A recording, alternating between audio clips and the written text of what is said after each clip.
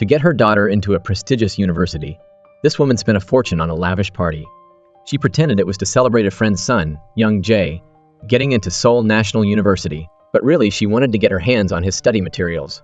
Her husband wasn't happy about it, but Seo Jin didn't care. As long as her daughter got in, any price was worth it. Sung-hae felt the same way. She also wanted to throw this party to help her two sons get into their dream school. Unfortunately, Seo Jin beat her to it. This made her professor husband furious. He yelled at her for being an irresponsible mother. He used his position as a professor to impose strange rules on their sons, which really annoyed Sung-hae. Seo Jin's party was ready. The guests arrived and the stars of the show made their appearance. Everyone applauded Young-jae and his parents. They all lived in the Sky Castle neighborhood, a place reserved for top professors and doctors. Naturally, they all wanted to raise successful kids so they could keep living in this desirable place. Young-jae's dad, bursting with pride, hugged his son and generously gave his wife cruise tickets and a credit card to spend freely, making everyone envious. The party ended with everyone dancing and having a good time. The next morning, the wives went golfing together. Myung-ju, Young-jae's mom, joined them. She knew Seo Jin and Sung-hae both wanted her son's application materials, so she hosted a tea party afterward. She told them straight up that she wasn't sharing anything, and they should raise their own kids. This left Seo Jin incredibly disappointed. All her effort for the party was wasted. Myung-ju's reason for this was that, besides academic information, Young-jae's application included personal details and his inner thoughts. She was afraid that if Seo Jin got hold of it, she'd scrutinize it and uncover their marital disagreements and arguments, which wouldn't look good for their respectable family. Their neighbor, Jin-hee, was very curious why Myung-ju was being so secretive about the application. She suspected Myung-ju had Sung-hae's husband, the professor, rewrite Young-jae's essay to help him get into medical school, and that she'd already given Sung-hae the file and was just pretending otherwise. Seo Jin, however, trusted her friend wouldn't do that to her. Even though Seo Jin knew Myung-ju wouldn't reveal anything, she still didn't want to give up on the file. But Sung-hae was different. She didn't want to keep fighting for it. Her husband was furious when he found out. He was so mad that he blurted out the big secret. He was the one who wrote the essay for Young-jae. Sung-hae couldn't believe that her husband would go that far over a file. Young-jae was packing for his long trip. He deleted the password on his tablet and put it in the top drawer so his parents could easily find it. The next morning, he left really early. His mom was just waking up. She said goodbye to him, but both women were already there. Each of them had a special gift from Myung-ju. When they gave their gifts, both women clearly stated their wish to get the file. Just like last time, Myung-ju refused to give it up. But this time she gave one of them a really important gift. This gift would really help to get their kids into a prestigious university. Seo Jin was the lucky one to receive the gift. It was an invitation from the bank for their VIP clients. It looked like an investment meeting, but it was actually a secret gathering where they connected VIP clients with the best admissions tutors. If Seo Jin found the perfect tutor for her daughter today, she would be 100% guaranteed to get into that school. She was surprised to see Sung-hae there. She thought Myung-ju only gave this valuable ticket to her. It turned out that when Sung-hae told her husband about it, he used all his connections to get this invitation too. Both women were interested in the same tutor. He was also the one who tutored Young-jae. Besides this tutor, there was also a professional team of associates. They knew exactly how the school made their exams and what kind of questions they would ask before the final exam. It was super accurate. But getting this tutor wasn't easy at all. The tutor had all the information about the families of the people who chose her. She would pick 2 out of the 4 people there, depending on how well they suited her. Seo Jin's experience in raising her daughter from an early age, combined with her daughter's ability and drive to learn, helped her convince the strict tutor. But the cost of hiring her was super expensive. Seo Jin's husband didn't want to spend that much money on this, so she had to ask her mother-in-law for help. She didn't really like Seo Jin, but she agreed to pay because of her granddaughter's future and her wish to become a doctor like her father and grandfather. This was Seo Jin's last chance to prove herself. She promised herself that she would raise her daughter better than her son, many times over. Another student in Seo Jin's daughter's class was also excelling, and the tutor was impressed. They sent the parents' information to her and wanted her to meet and collaborate with the parent for more experience. However, no matter how many times Seo Jin called or texted, the woman didn't care and blocked her number. Seo Jin was very confused to meet someone so strange. Myung-ju's trip ended after only a month. She said it was too tiring, so she came back early. After giving everyone souvenirs, she subtly told everyone to leave. After everyone left, she revealed her depressed face. It was snowing heavily outside. Myung-ju walked slowly out to the lake. She brought her husband's hunting rifle and put it in her mouth. Everyone in Sky Villas came to her funeral. Seo Jin couldn't hold back her tears over the sudden passing of her close friend. Everyone was very sad for her. Young-jae's husband was very sad and wouldn't leave even though it was raining constantly. Young-jae heard the news of his mother's death and came back early. He was devastated and couldn't control his emotions. He knelt by his mother's grave and cried loudly. Soon after, Young-jae's husband moved out. Young-jae's tablet was left in a corner of the house. He quit his job right after, leaving behind his career, which he had built with hard work and his family. Everyone was surprised by his decision. No matter how much Seo Jin's husband tried to convince him, he left without any expression. The wives were still confused why Young-jae did that, because she had a very happy life that anyone would envy. Seo Jin remembered that before that day she brought kimchi soup to Young-jae and she didn't look well. Seo Jin accidentally discovered a bag of medicine given by the hospital on December 19th, while she remembered that Young-jae went on a trip on December 18th. Looking back, it was clear that she didn't go on a trip at that time. So why did she pretend and even buy gifts for everyone? What happened in the end? At the same time, Seo Jin's husband was talking to Professor Park at a bar. While he was drunk, he kept blaming his son, saying that Young-jae indirectly caused his mother's death, but still had the audacity to attend her funeral. Seo Jin's husband was very confused why a kind and talented kid like Young-jae could do that. Professor Park kept blaming himself, saying that he did many wrong things to Young-jae, and he must be suffering a great loss. After hearing Professor Park say that, Seo Jin's husband went home and asked his wife, "Did you know something happened between Young-jae and his mother?" Seo Jin didn't understand. She was very close with Young-jae and didn't see anything unusual. Furthermore, Young-jae was a good and obedient kid who was very filial to his parents. She didn't know anything that happened between them. She asked her husband again, but he turned away and didn't answer, making her even more confused. She put that aside and started to focus on sharing her daughter's learning information with the tutor. The team now included a driver for pickup and drop-off, so Seo Jin only had to pay attention to her daughter's health. Even the daily meals were taken care of. The tutor would check and arrange her daughter's room to be most suitable for learning. Seo Jin was very happy and relieved that her daughter was being taken care of by such a professional team. The dean found a replacement for Professor Park. The family would also be given the right to live in the Sky Villa. They would soon move into Professor Park's house. As usual, the women in the community sat down to have tea together. Jin-hee was very impressed with Seo Jin's daughter. She not only inherited her father's intelligence, but also got good genes from her family. Her grandfather is a bank director, her uncle is a dentist, and her mother studied education in Sydney. Seo Jin was beaming when she heard that. Sung-hai didn't seem happy to hear these words. The new family moved in. While they were unpacking, they found a tablet left in the room. The new homeowner's name was Soo-im. After cleaning up, she brought gifts for the new neighbors. The three women didn't seem too interested in her simple gift. When she saw Seo Jin, she felt very familiar, like an old schoolmate. Seo Jin panicked and immediately denied it. Soo-im thought she was mistaken, so she didn't ask anymore. Soo-im invited everyone to a small welcome party the next day. Everyone agreed except Seo Jin. She gave an excuse to decline and ran straight home when someone recognized her true identity. Seo Jin was very worried and remembered her past. She couldn't hide her fear. Seo Jin's real name was Mi Hyang, and she was from a poor rural area. Her father worked at a slaughterhouse. He was always drunk and never sober, often making a fool of her in front of her classmates. It was a terrible past that she never wanted to remember. The next day at noon, Seo Jin changed her mind and wanted to go to Soo-im's small party. She brought fruit and said that her appointment was canceled, so she came to celebrate with everyone. Soo-im cooked beef blood soup to invite everyone, but only Sung-hai was interested in trying it. Seo Jin's stomach churned when she heard beef blood, reminding her of her butcher father, so she immediately refused. Jin-hee asked Soo-im about her past and she didn't hide anything. She told everyone that she was from a slaughterhouse in the countryside. She and her husband grew up in an orphanage and got married because they were destined to be together. Soo-im also apologized to Seo Jin for mistaking her for a friend yesterday. Jin-hee heard Seo Jin's old name and frankly criticized her. During the conversation, Seo Jin accidentally learned that the woman in front of her was the mother of the principal of her daughter's school. Jin-hee also blurted out that Seo Jin was the one who texted and called Soo-im, but she didn't respond. Soo-im also shared honestly that she blocked all other parents' numbers because she felt uncomfortable around them. Other parents all invested in their children's education, but her son didn't attend any extra classes.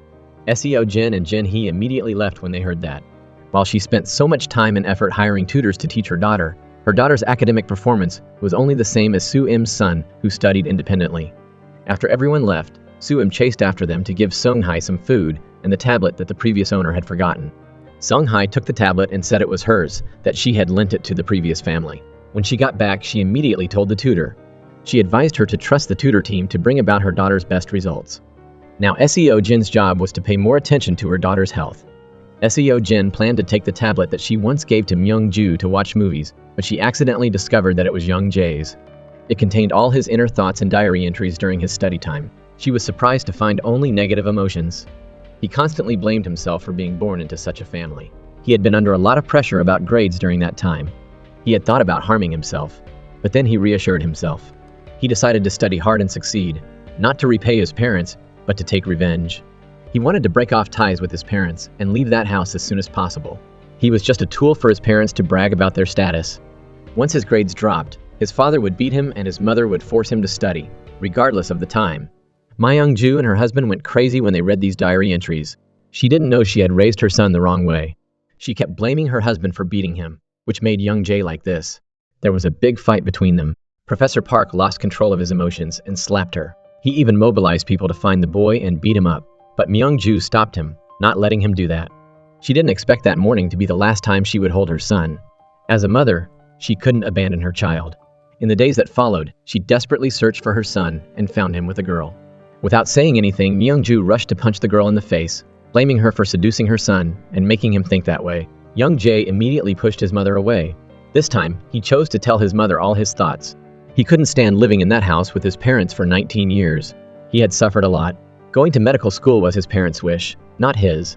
Now he wanted to leave that hell. He wanted to cut off ties with his parents and live the life he wanted. Young-jae completely collapsed when she heard these words from her son's mouth. She fainted and was taken to the hospital by the girl. When she woke up, she continued to look for her beloved son, but this time she couldn't find him anymore. She went back home with a dazed expression. Professor Park was also disappointed and left home right after. He was also very sad that his son had such thoughts. He had failed to raise his child. Both husband and wife felt that their lives were no longer meaningful. Young-jae's words kept echoing in Young-jae's head. Living with you is like hell. Young-jae felt she had no purpose to live anymore, so that night she decided to end her life. When SEO Jin found out the whole truth, she drove to the tutor's place in the middle of the night. When she met her, she didn't say anything and slapped her directly in the face. Based on Young-jae's diary entries, SEO Jin knew that the tutor was the one who encouraged his negative thoughts, indirectly killing a person and ruining a family. She had taken advantage of Young-jae's obedience to motivate him to study. She taught him to be patient and control his anger. After he succeeded in getting into medical school, he could deal a big blow to his parents. She used every method, including this inhuman tactic, to help parents and students achieve high results. SEO Jin was afraid that her daughter and her family would end up like this. She decided to terminate the contract. She couldn't entrust her daughter to this monster. As for the tutor, she still didn't realize her mistake and continued to run the team inhumanely. She had taught Young-jae the real way to get revenge. Obey your parents and live the life they wanted. But at the moment when your parents are happiest, destroy it. Young-jae was young and inexperienced, so he was led astray by these words.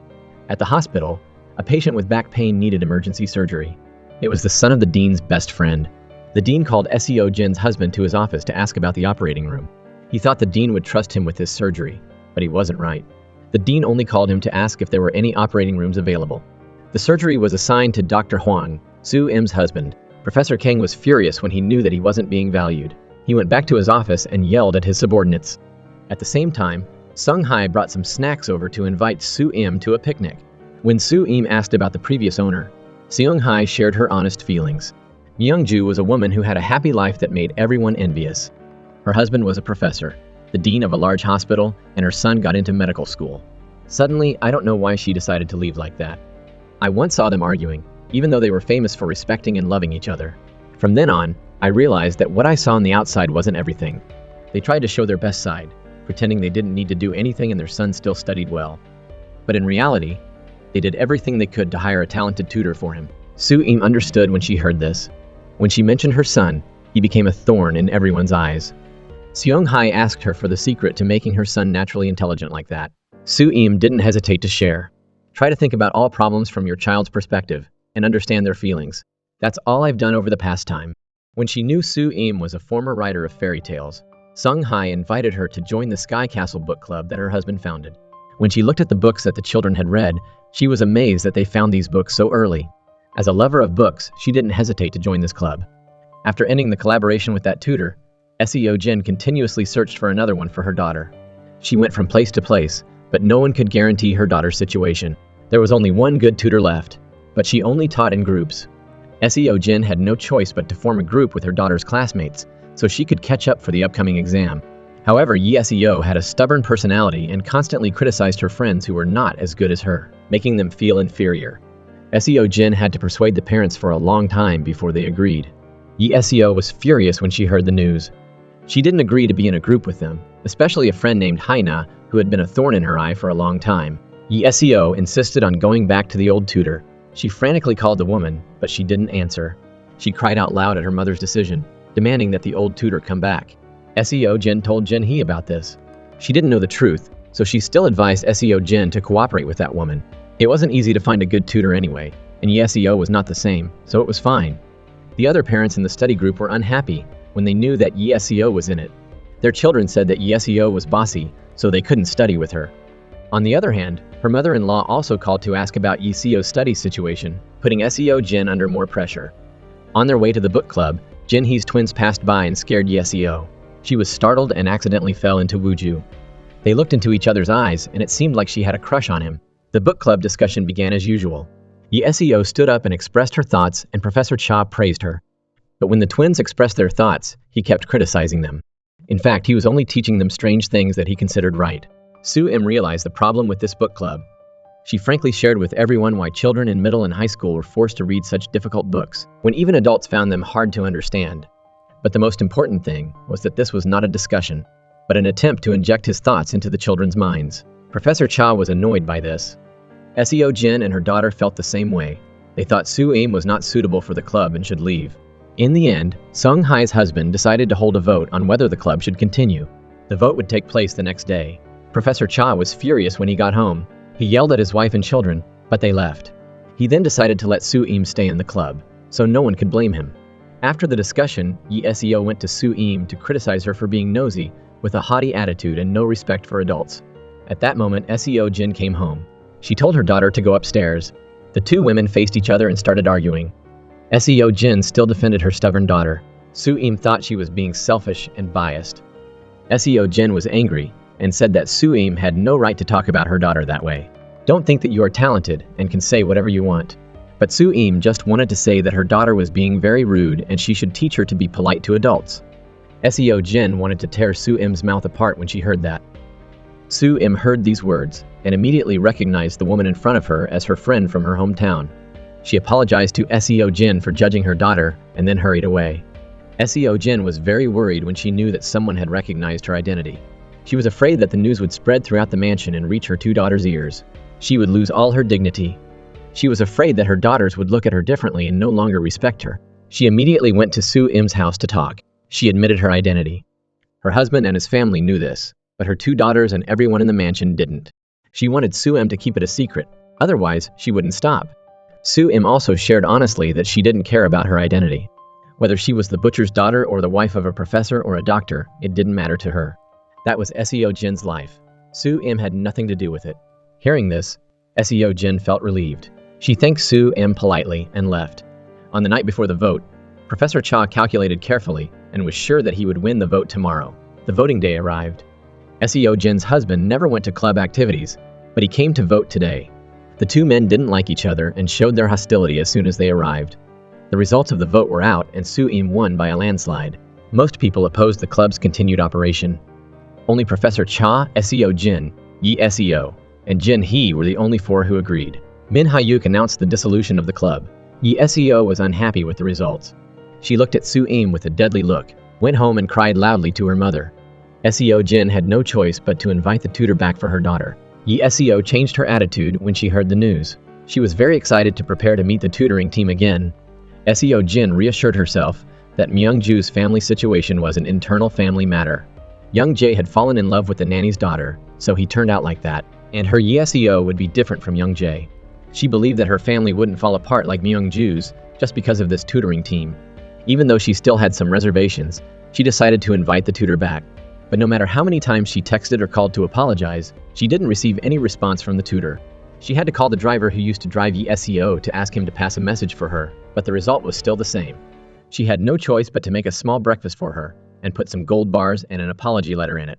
When he knew that Seo Jin had stopped working with the tutor, Professor Cha seized this opportunity. He went directly to her company to invite her to teach his children.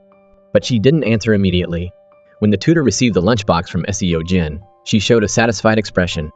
In fact, she had no intention of leaving SEO, but she wasn't easily accepting an apology like this. She directly had someone return the lunchbox and announced that Ju Young was going to Jin-hee's house to check the facilities. SEO Jin was anxious when she heard that. When the tutor entered the special room where Min Hyuk's children were taught, she criticized him for running a breeding farm, not educating children. This room was too stuffy and scary. It would make the children uncomfortable learning. Jin-hee was overjoyed when she heard these words. Tutor Ju Young still hadn't decided which family she would teach. SEO Jin hurried to the company to meet the tutor and apologize in person, but she was still very arrogant and ignored her. SEO Jin, for her daughter, threw away her pride. She knelt down in front of the tutor, crying and begging her to be her daughter's tutor again, even if she had to be a horse or a cow. SEO Jin was determined to get her daughter into Seoul National University's medical school. Ju Young asked SEO Jin if she doesn't hesitate to use any means to achieve success, even if it means making Seo's family go through the same tragedy as Young-jae, would she take responsibility for everything? After hearing SEO Jin's voluntary agreement, Ju Young was satisfied and agreed to continue being Seo's tutor. Just as she was leaving, she saw Young-jae, covered in dirt, holding a knife tightly and going straight to Ju Young's room. Knowing that something bad was about to happen, she ran as fast as she could into the room. Young-jae followed right behind her. If not for SEO Jin, the boy would have attacked and the tutor wouldn't have survived. At that moment, SEO Jin told Young-jae that his mother died because of him. Ju Young only wanted to use his hatred to motivate him to study so he could achieve maximum results. She said that Myung-ju loved him more than herself, but he wanted to cut off ties with his mother and run away with the girl he loved, leaving his mother behind. Young-jae was still consumed with hatred. No matter how much SEO Jin tried to stop him, he still tried to stab the tutor with his spear, but he accidentally stabbed SEO Jin's hand. Luckily, the security guard came in and stopped him. SEO Jin was taken to the hospital immediately. The tutor stayed by her bedside the whole time she was hospitalized, even taking care of her by putting a coat on her. SEO Jin was afraid that Young-jae would come again and hurt her, so she wanted to call the police. But Ju Young stopped her.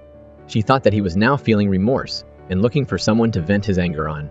She hoped that he would soon see reason and return to a normal life. SEO Jin changed her view of Ju Young when she heard these words. The tutor also promised that SEO wouldn't be like him and her family wouldn't fall into tragedy. When the book club was disbanded, Professor Cha was extremely dissatisfied and ordered his two sons into the study room to solve problems. Even though they didn't want to, the twins didn't want to see their mother being abused by their father, so they obeyed his request. They solved a math problem with a very high difficulty level in 4 minutes. After the time was up, only the younger brother was allowed to leave the room. The older brother didn't finish, so he was kept in the room by his father. No matter how much Sung Hai knocked, he didn't care. She was afraid that her husband's educational method would hurt the children. In the dark room, Professor Cha talked about his past. Even though his grandfather was just a laundry shop owner, he spent his whole life washing clothes for others. He still always had the goal of becoming president. Through his own efforts and hard work, he kept developing. But because of his father-in-law, he was stuck at his current position. Since then, he changed his dream. He wanted his son to become an outstanding talent. Standing at the top of the pyramid, the son trembled when he heard these words from his father. This harsh educational behavior, like torture, only reflected Professor Cha's inferiority complex about his humble background. After criticizing his son, he turned to his wife. He thought she betrayed him by voting for Soo-im in the book club discussion. But she thought he was just showing off his humanistic knowledge to make up for his feeling of inferiority. She wished he would stop this educational method. His two sons weren't subjects for him to satisfy his inferiority complex, and they were not people he could vent his anger on. Soo-im was shopping at the grocery store when she accidentally saw Yi-bin, SEO Jin's younger daughter, with Jin-hee's son and some other friends stealing things from the store. However, after getting the things, the children didn't eat them. They smashed them and threw them into the air like trophies. After going home, Soo-im read some books and thought that she should tell the children's mothers. Because they came back to class late, the children's teacher called their parents. When Jin-hee questioned her son, he replied that Soo-in invited them out for an interview. But they waited forever and she didn't come, so they went back late. Jin-hee was furious and went to tell SEO Jin. She wanted to go to Soo-im's house to scold her, but SEO Jin stopped her. She said that she would go talk to her in person. Yi-bin called Soo-im to warn her that her mother was going to see her, but SEO Jin accidentally saw it. When she knew that her mother would pick her up from now on, she showed her displeasure. Her mother usually only cared about her older sister, but now she was controlling her. She found it very annoying. That night, SEO Jin asked Soo-im to meet her at the mansion's library to talk. She questioned Soo-im about why she made an appointment with her younger daughter without her permission. SEO Jin controlled her children absolutely, unlike how Soo-im treated Woo-ju.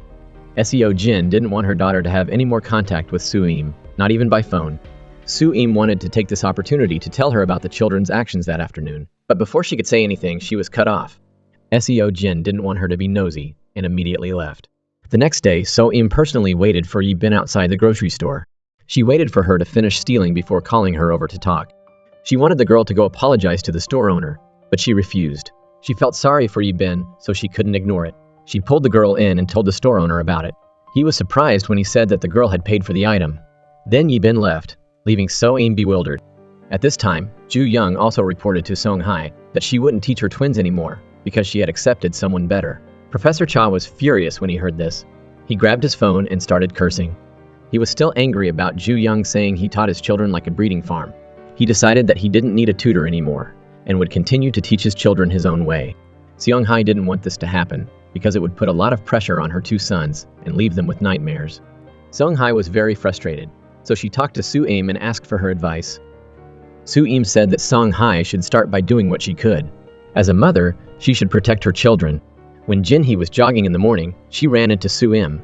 This time she was no longer polite and directly warned her not to be nosy anymore. Otherwise, she wouldn't spare Soo-im. They were talking when a loud noise erupted, making Jin-hee jump. The loud noise kept coming from Seong-hae's house. It turned out that after hearing Soo-im's advice, she personally broke down the soundproof room that her husband used to educate the children. A ray of light shone into the dark room. This was also the first step for her to fight against her husband's strange rules. That night, she took her children out to eat instead of letting them eat dinner at school. She told her two sons about her achievement today, but they were very worried for her when they heard this. They were afraid that their father would be furious when he got home and torture their mother. They advised her to go on a trip or stay somewhere else. Wait for their father to cool down and then come back. But she decided to confront her husband directly this time. She believed that he was a reasonable man. As a mother, she couldn't let her children suffer like this. She wanted them to tell their father everything they had to say in front of him so he could change his educational methods. Min Hyuk came home and saw his study room destroyed. He couldn't believe his eyes. He stepped into the room and yelled, becoming furious. When she and her two sons came back from dinner that night, they still saw Min Hyuk eating in front of his children. He still had a calm expression. When Sung-hae told her sons to go upstairs to wash up, he started asking her why she did that, to provoke him. Then he coldly cut off all her bank cards, saying that he would give her living expenses regularly every week. He demanded that she fix the room in 3 days to show his authority. She refused his request. Her two sons also ran downstairs to protest against their father's educational methods. At the hospital, a boy was harassing and threatening a nurse with a knife. Dr. Huang quickly subdued the man with a simple move. The man came to make a scene because the doctor who performed his wife's surgery didn't do a good job. The doctor who performed this surgery was Professor Kang. Recently, there had been a lot of complaints about Professor Kang's surgeries. Luckily, Dr. Huang was there to reassure the family and take charge of caring for the patient. His colleagues were amazed when they witnessed this. They expressed their dissatisfaction with Dr. Huang in the dining room and talked about how Professor Kang often shirked responsibility and used them as scapegoats. Seo Jin's husband and Jin-hee were eating at the table next to them. They weren't happy when they heard someone bad-mouthing him. The thorn of Dr. Huang was getting bigger in their eyes. The dean offered Dr. Huang the position of head of the Joint and Spine Center, a position that was originally going to be given to Professor Kang. After a few days of deliberation, he accepted the offer. The news spread quickly throughout the hospital. At the same time, at school, the history teacher asked the class to learn online.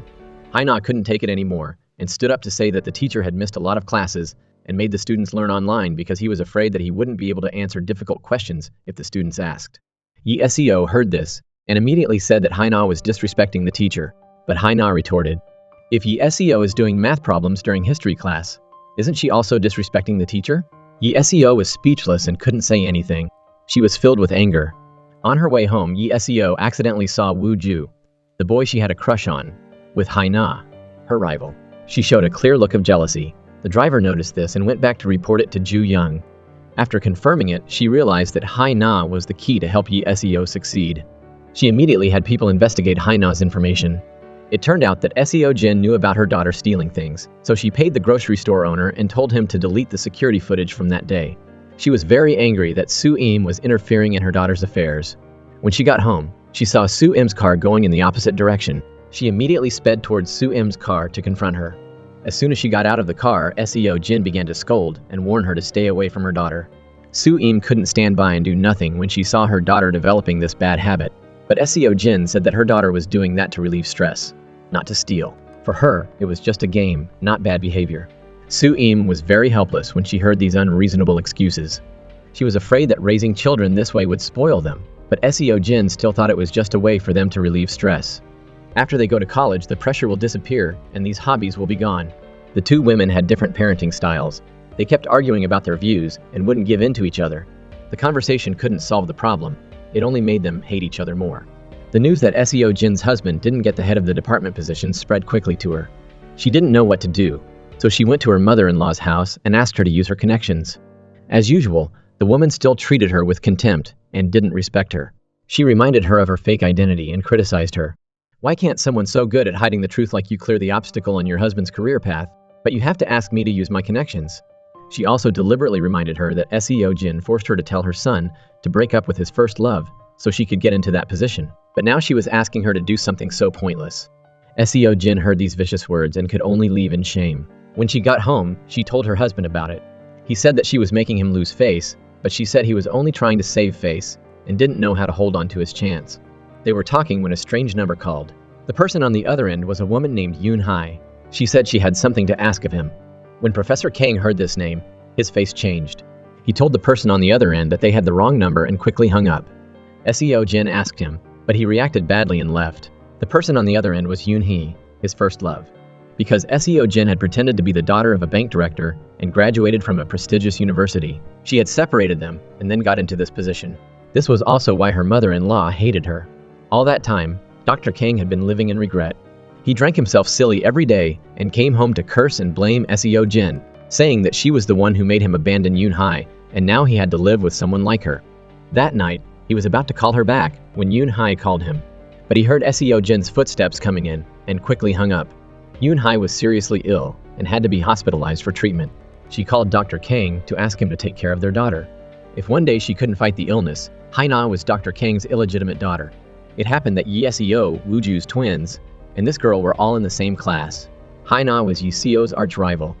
As for Wooju, who was from Soo-im's family, he was very concerned about her ever since he accidentally found out that her mother was in the hospital. He paid special attention to her. He also often told his parents about Hana. Even though their friendship wasn't close yet, she often went to the hospital to take care of her mother besides studying at school. Yoon-jae also felt guilty for interrupting her children's education because of her husband. Because Seung-hae's husband had cut off all her bank cards and only gave her living expenses each week. To regain her authority, she retaliated against him by only letting him eat instant noodles and giving him a simple dinner so he could know how hard it was for a woman who did housework. He became angry and asked her to restore the study room, but this time, Seung-hae wanted to regain the right to teach her children because her husband was going astray in his education. He thought that her children wouldn't be able to excel with her intellect, so they made a deal. If the children's midterm test scores improved, she would return everything to the way it was. But if their scores dropped, he would listen to her. Even though she made her husband eat instant noodles, she cooked a lot of delicious dishes for her children, which made Min Hyuk very jealous. Jin-hee was arrogant and seemed to look down on others on the outside, but she was a mother who loved her son very much. When she saw her son studying hard, she didn't hesitate to tell him to go rest with her. She also wanted her son to become a doctor like his father, but seeing him studying so hard, she just hoped that he would grow up healthy and happy. She knew she was a bad mother, not as opinionated as Soo-im, and not as assertive as Seo, but she loved her son very much. He was also a sensible boy. He promised his mother that he would become a good person. Seo Jin's request to her mother-in-law was completed. She called the chairman. If nothing changed, the position of head of the department would soon belong to Dr. Kang. She called to tell her husband the good news. Even though he seemed indifferent on the outside, he was very happy when he heard this. He was returning to his office when he met an old patient. He called him a quack because he had made his leg lose sensation during surgery. He pulled out a dagger and chased Dr. Kang through the hospital. The dean also happened to see this. When he was cornered, it seemed like Dr. Kang was in danger, but he pulled out a gun and pointed it at the old patient. He also blurted out that he had paid him money to keep his mouth shut, but he still came here to make a scene. When the patient was about to grab the knife on the ground, he pulled the trigger. It turned out to be a water gun with anesthetic in it. This news spread quickly on social media. Seo Jin read it and was very disappointed because all her efforts had been in vain. Even though the chairman was backing him, the dean didn't like Dr. Kang. He called him over to talk, using the reason that the public and his colleagues were making a fuss about him pointing a gun at the patient. He forced him to say that he would give up the position of head of the department. Because he had a big ego, he couldn't do anything else. However, the dean called the chairman again and reported that he didn't know right from wrong, and no matter how much he persuaded him, He wouldn't accept the position. Soon after, Dr. Hank's promotion ceremony was held. Everyone was happy that he was appointed to this position. Only the husbands of Jin-hee and Seo Jin weren't happy. After the promotion ceremony, his subordinates held a small party to comfort him. Yi-bin felt strange because she had clearly stolen things the day before, but the store owner said she had paid for them. To verify this, she decided to steal blatantly today to see what would happen. But it was the same. The owner pretended not to know anything. When she questioned him, he subtly told her to leave. Yi-bin realized that her mother had interfered, so she left in anger. When her mother picked her up, she expressed her attitude to her mother, but her mother said she was only doing this for her. In fact, the grocery store owner had called the teacher and the teacher had told her mother. Seo Jin was afraid that she would rebel if she scolded her or punished her, so she used this method to resolve the situation. She believed that her daughter would wake up and not commit this crime again. The next morning, while the whole family was having breakfast, Yi-bin saw that her parents only cared about her older sister and didn't care about her. She was very sad, so she left breakfast.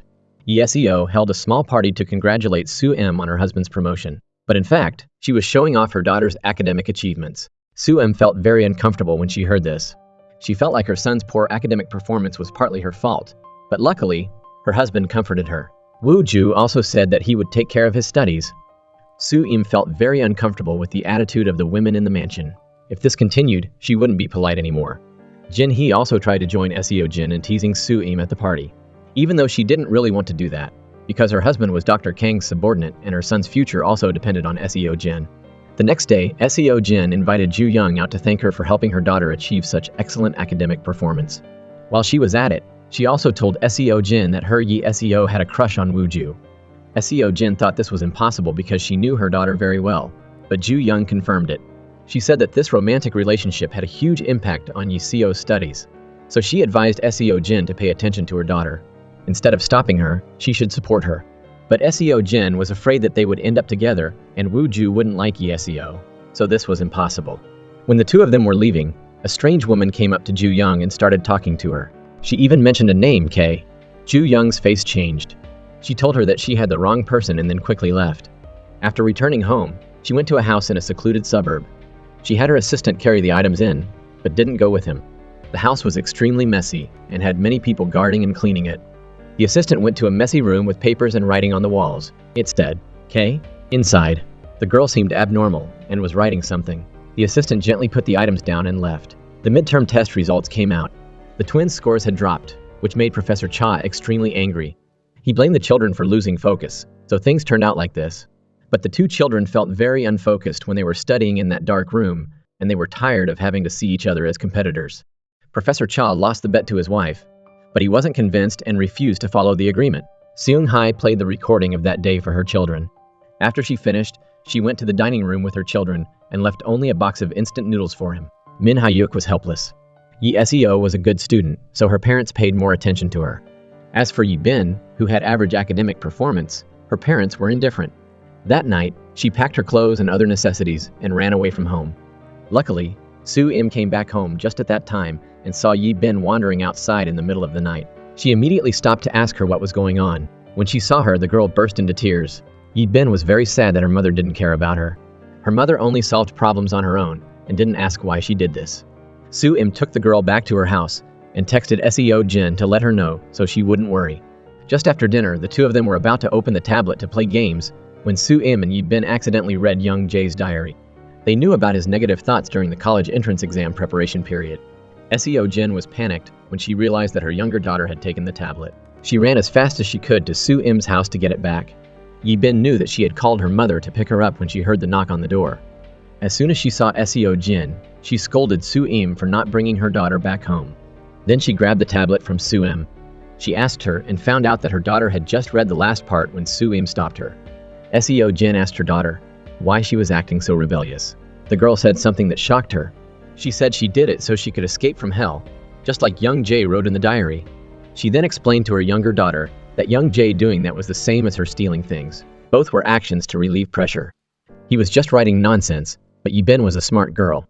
She knew that her mother was lying, so when they went back to her room, Seo Jin had to explain clearly so she wouldn't be misled.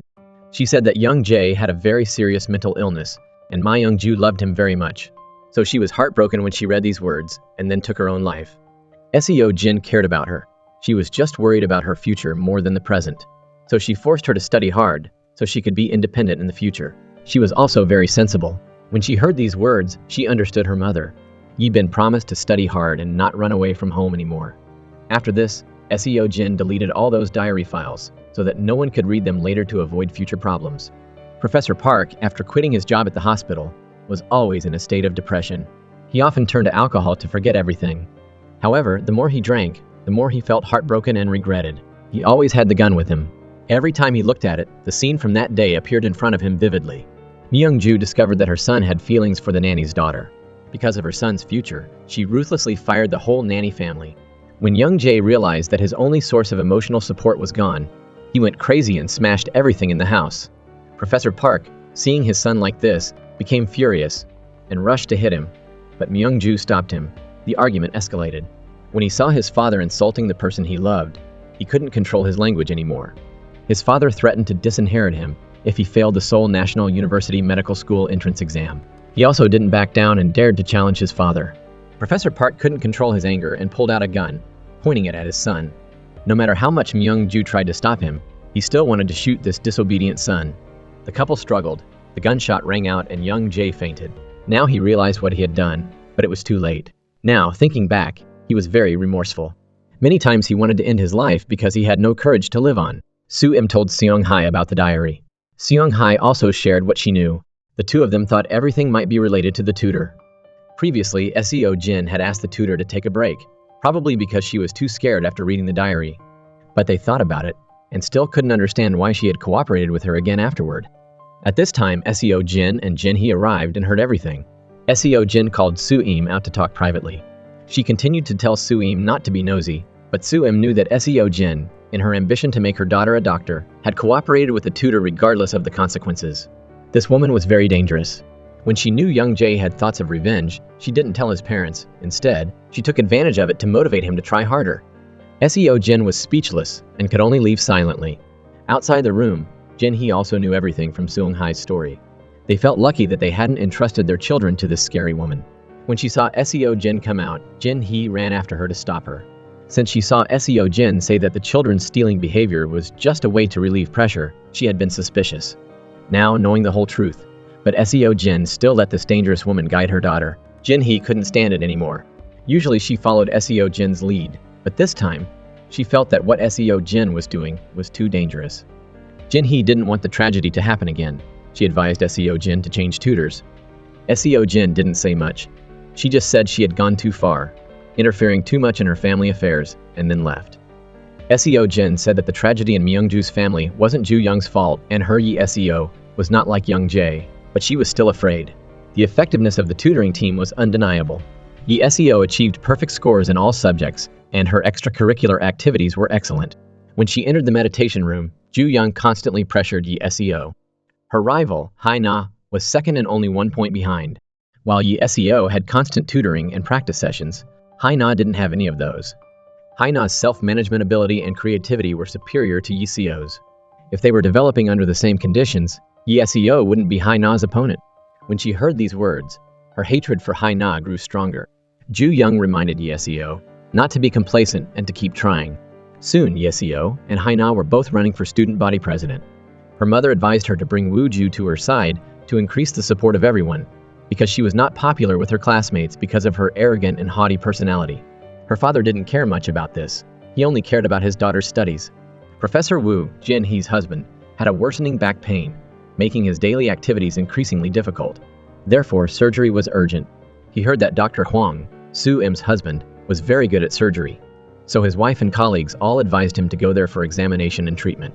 However, his senior, who was also his close friend, Professor Kang, the head of the orthopedics department, was also a skilled surgeon, so he was hesitant to ask another doctor to treat him. So he decided to go see his senior. When Professor Kang mentioned scheduling surgery for him, he gave an excuse that he was busy and would go another time. But because of the pain, he couldn't take it anymore and decided to seek Dr. Hwang's help. Woo Ju's father advised him to trust the doctor and have the surgery as soon as possible.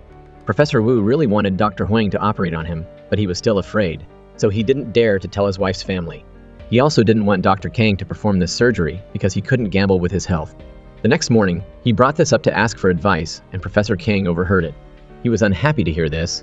and told his subordinate to go to the other side to have surgery and then turned around and left.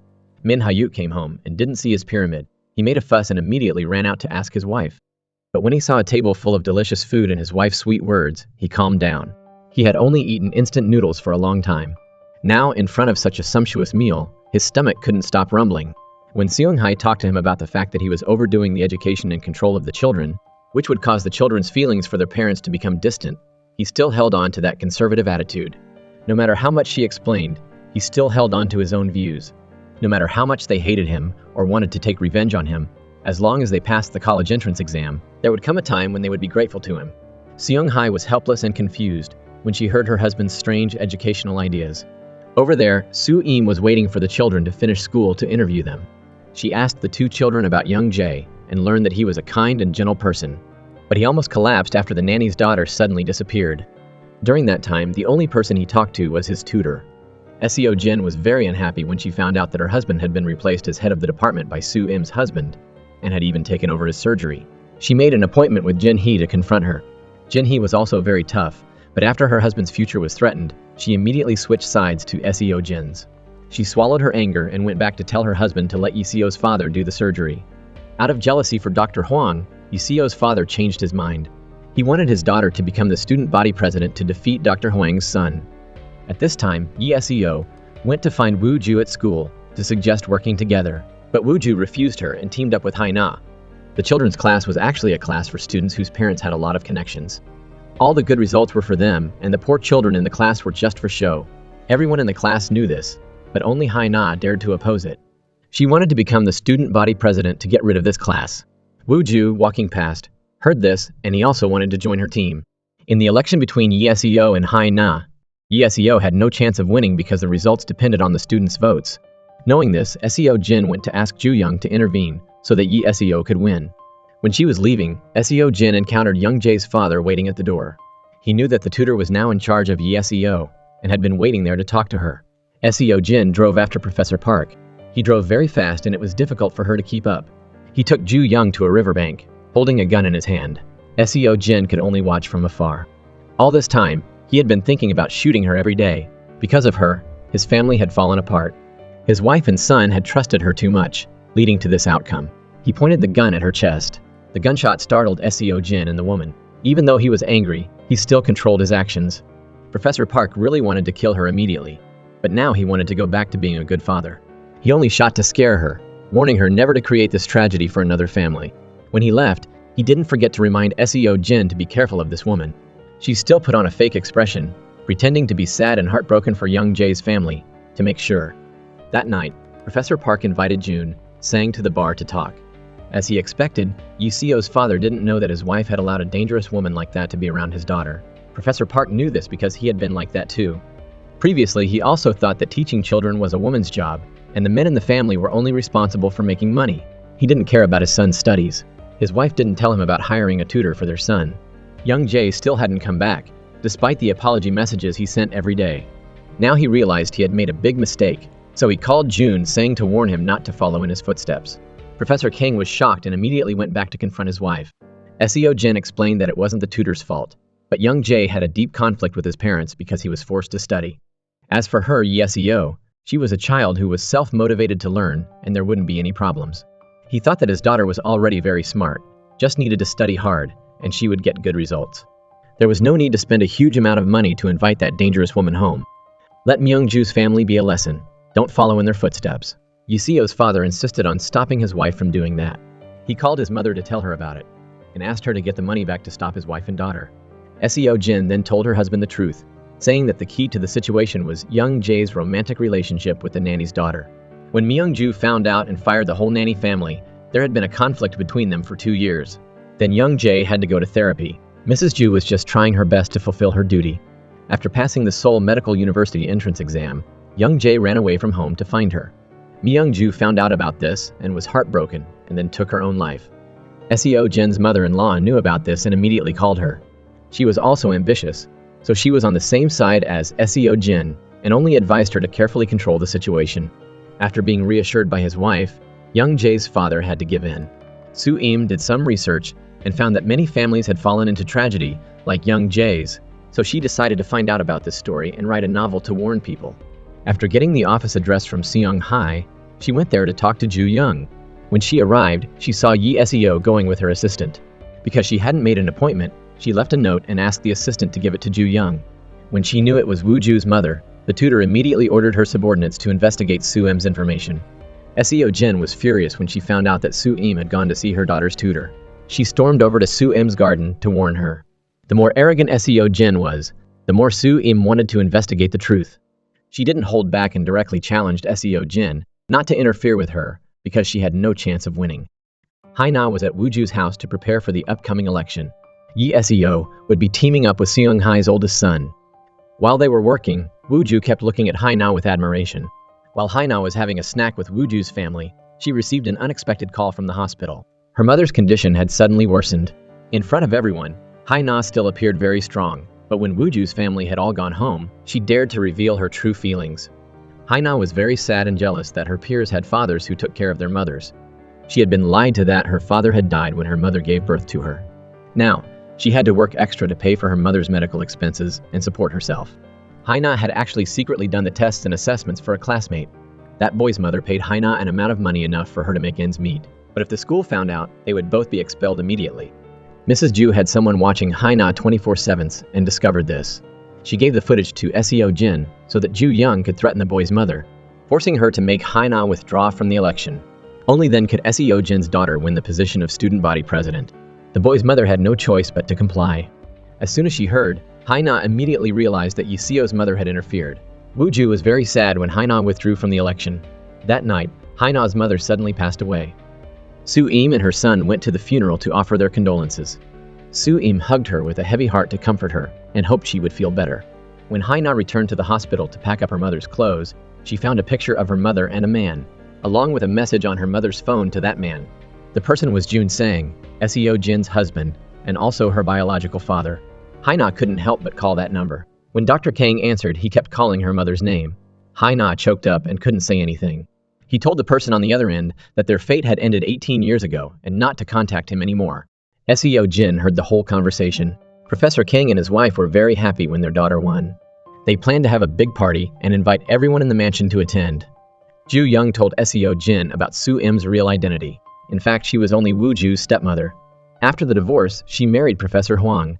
Since her mother died and she learned the truth about her biological father, Hana had changed her attitude towards Yi Seo. During dinner at school, she took the initiative to sit next to Yi Seo, to congratulate her on winning the election, and even gave some of Woo-ju's food to Yi Seo. In the past, Ju-young had a daughter, but then there was an accident that damaged her daughter's brain, and it was very difficult for her to recover and regain consciousness. If she did, it would be difficult for her to return to a normal life. Ju-young was very heartbroken about this. During Seo Jin's family's celebration party, Jin-hee mentioned that Soo-im was writing a novel related to Young-jae's family, based on the Sky Castle setting. Everyone who heard this strongly opposed it, saying that it would affect the reputation of the mansion. Only Jin-hee sided with Soo-im. She also thought that there were many children like Young-jae now, so it was necessary to write about this and turn it into a book to warn people.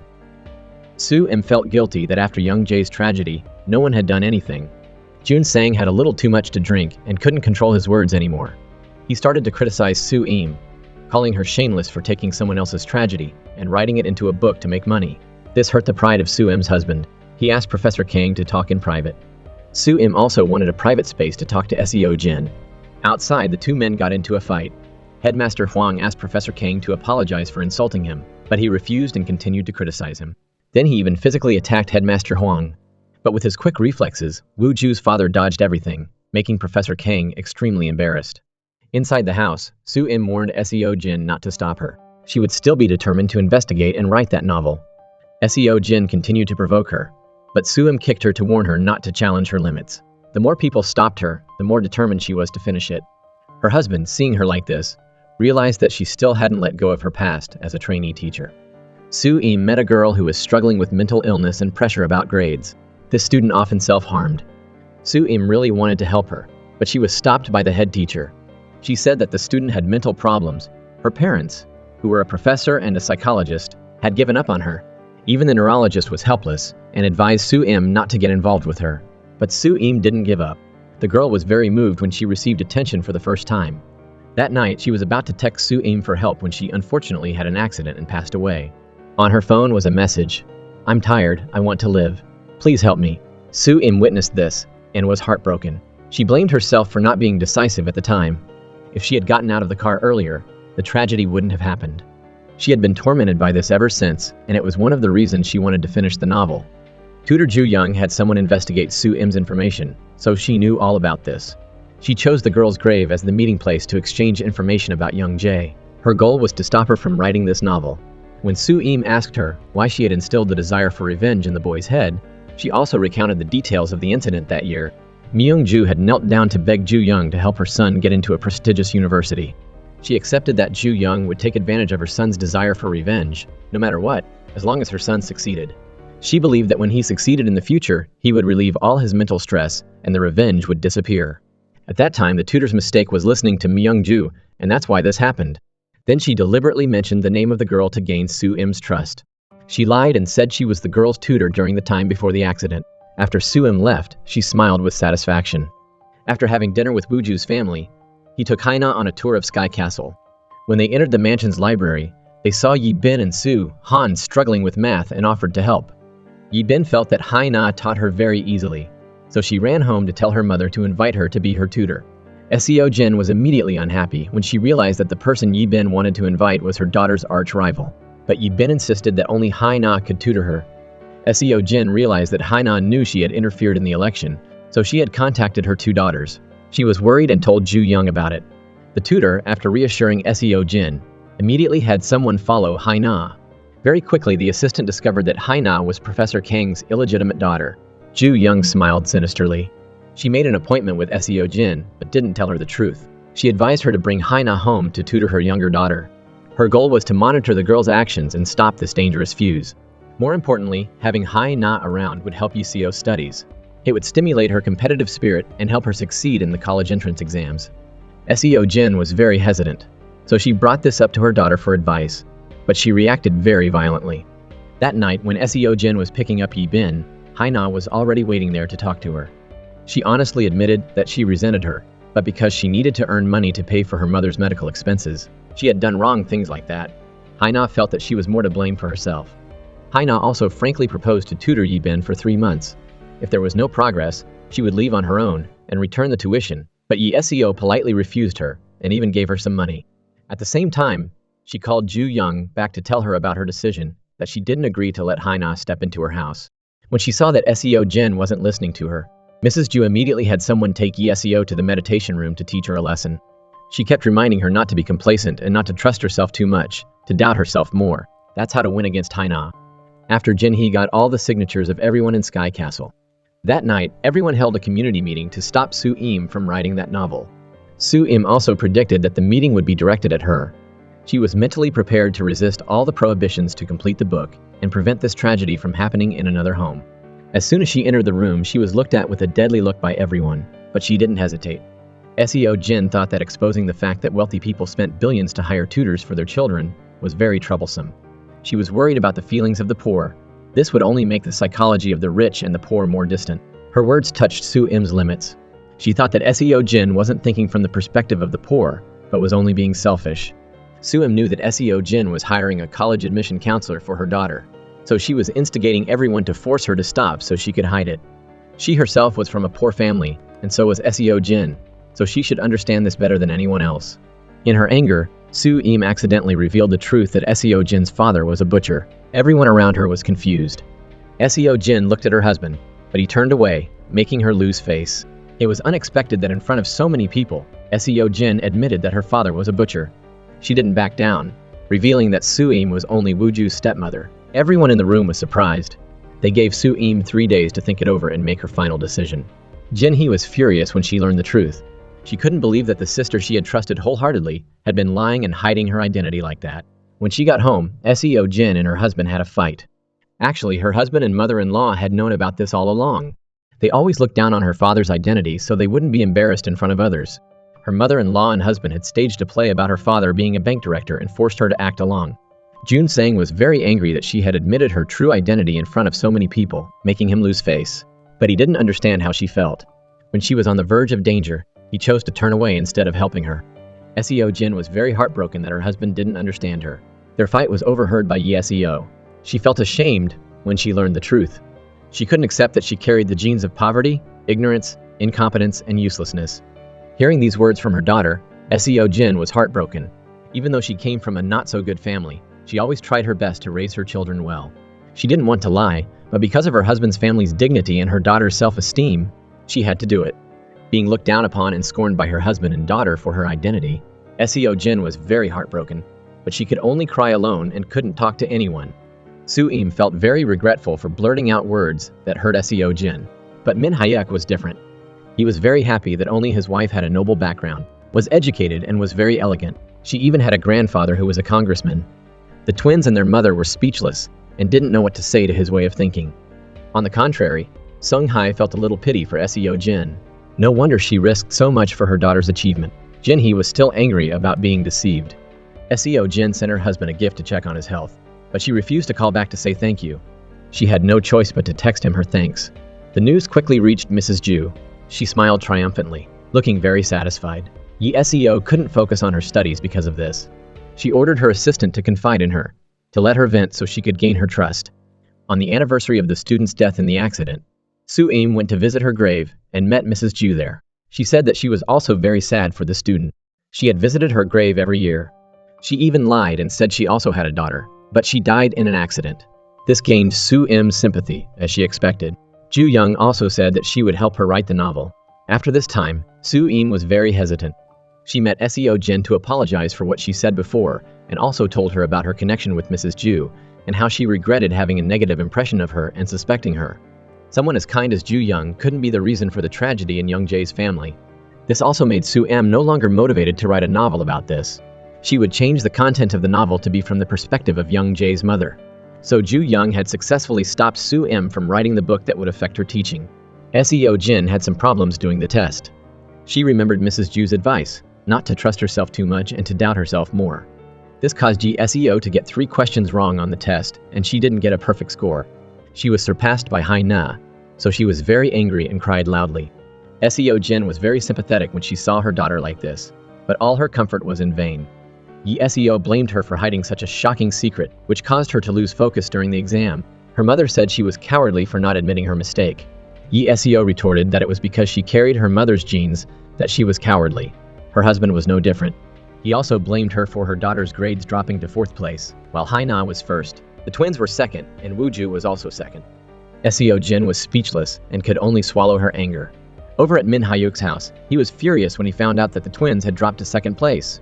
He asked why, and found out that they had shared the study materials that he had spent a lot of money to buy with their classmates. Hearing this, Jin-hee's husband erupted and scolded his children, constantly teaching them using outdated methods.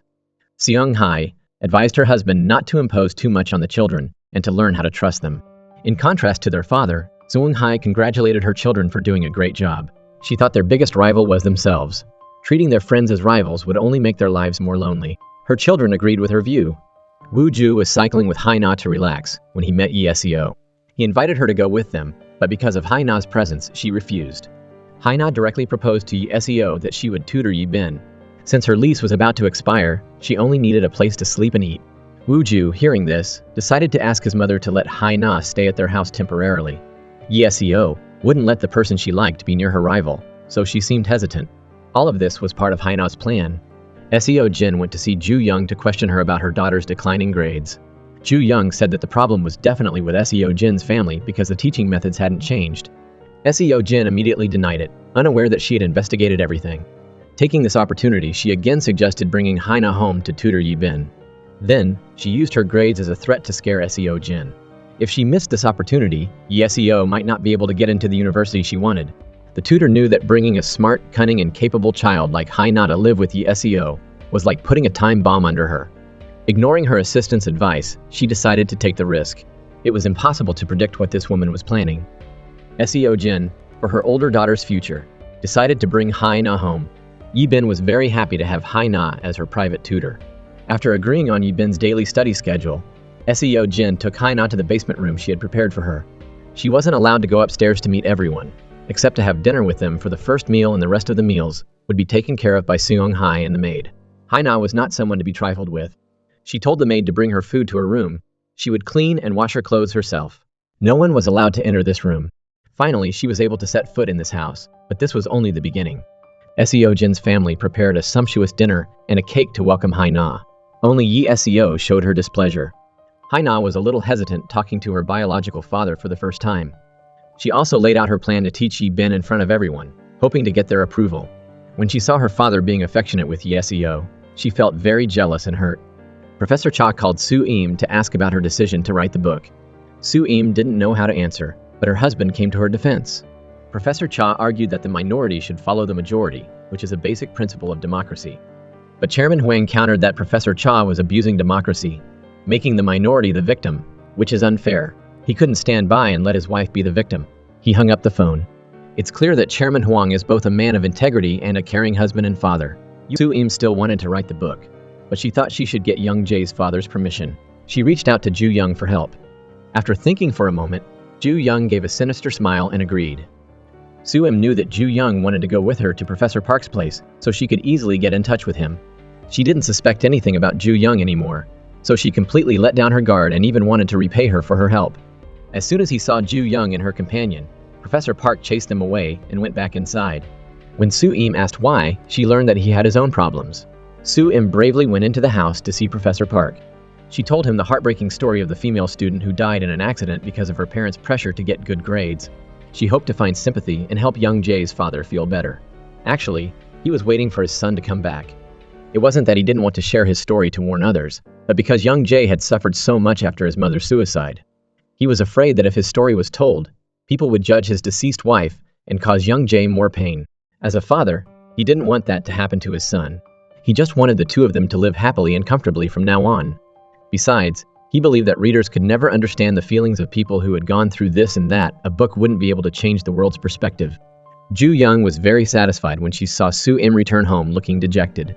Yi Bin's grades continued to improve thanks to Hana's tutoring. Her father was also very happy about this and wanted to give Hana a gift as a thank you. However, Hana politely declined.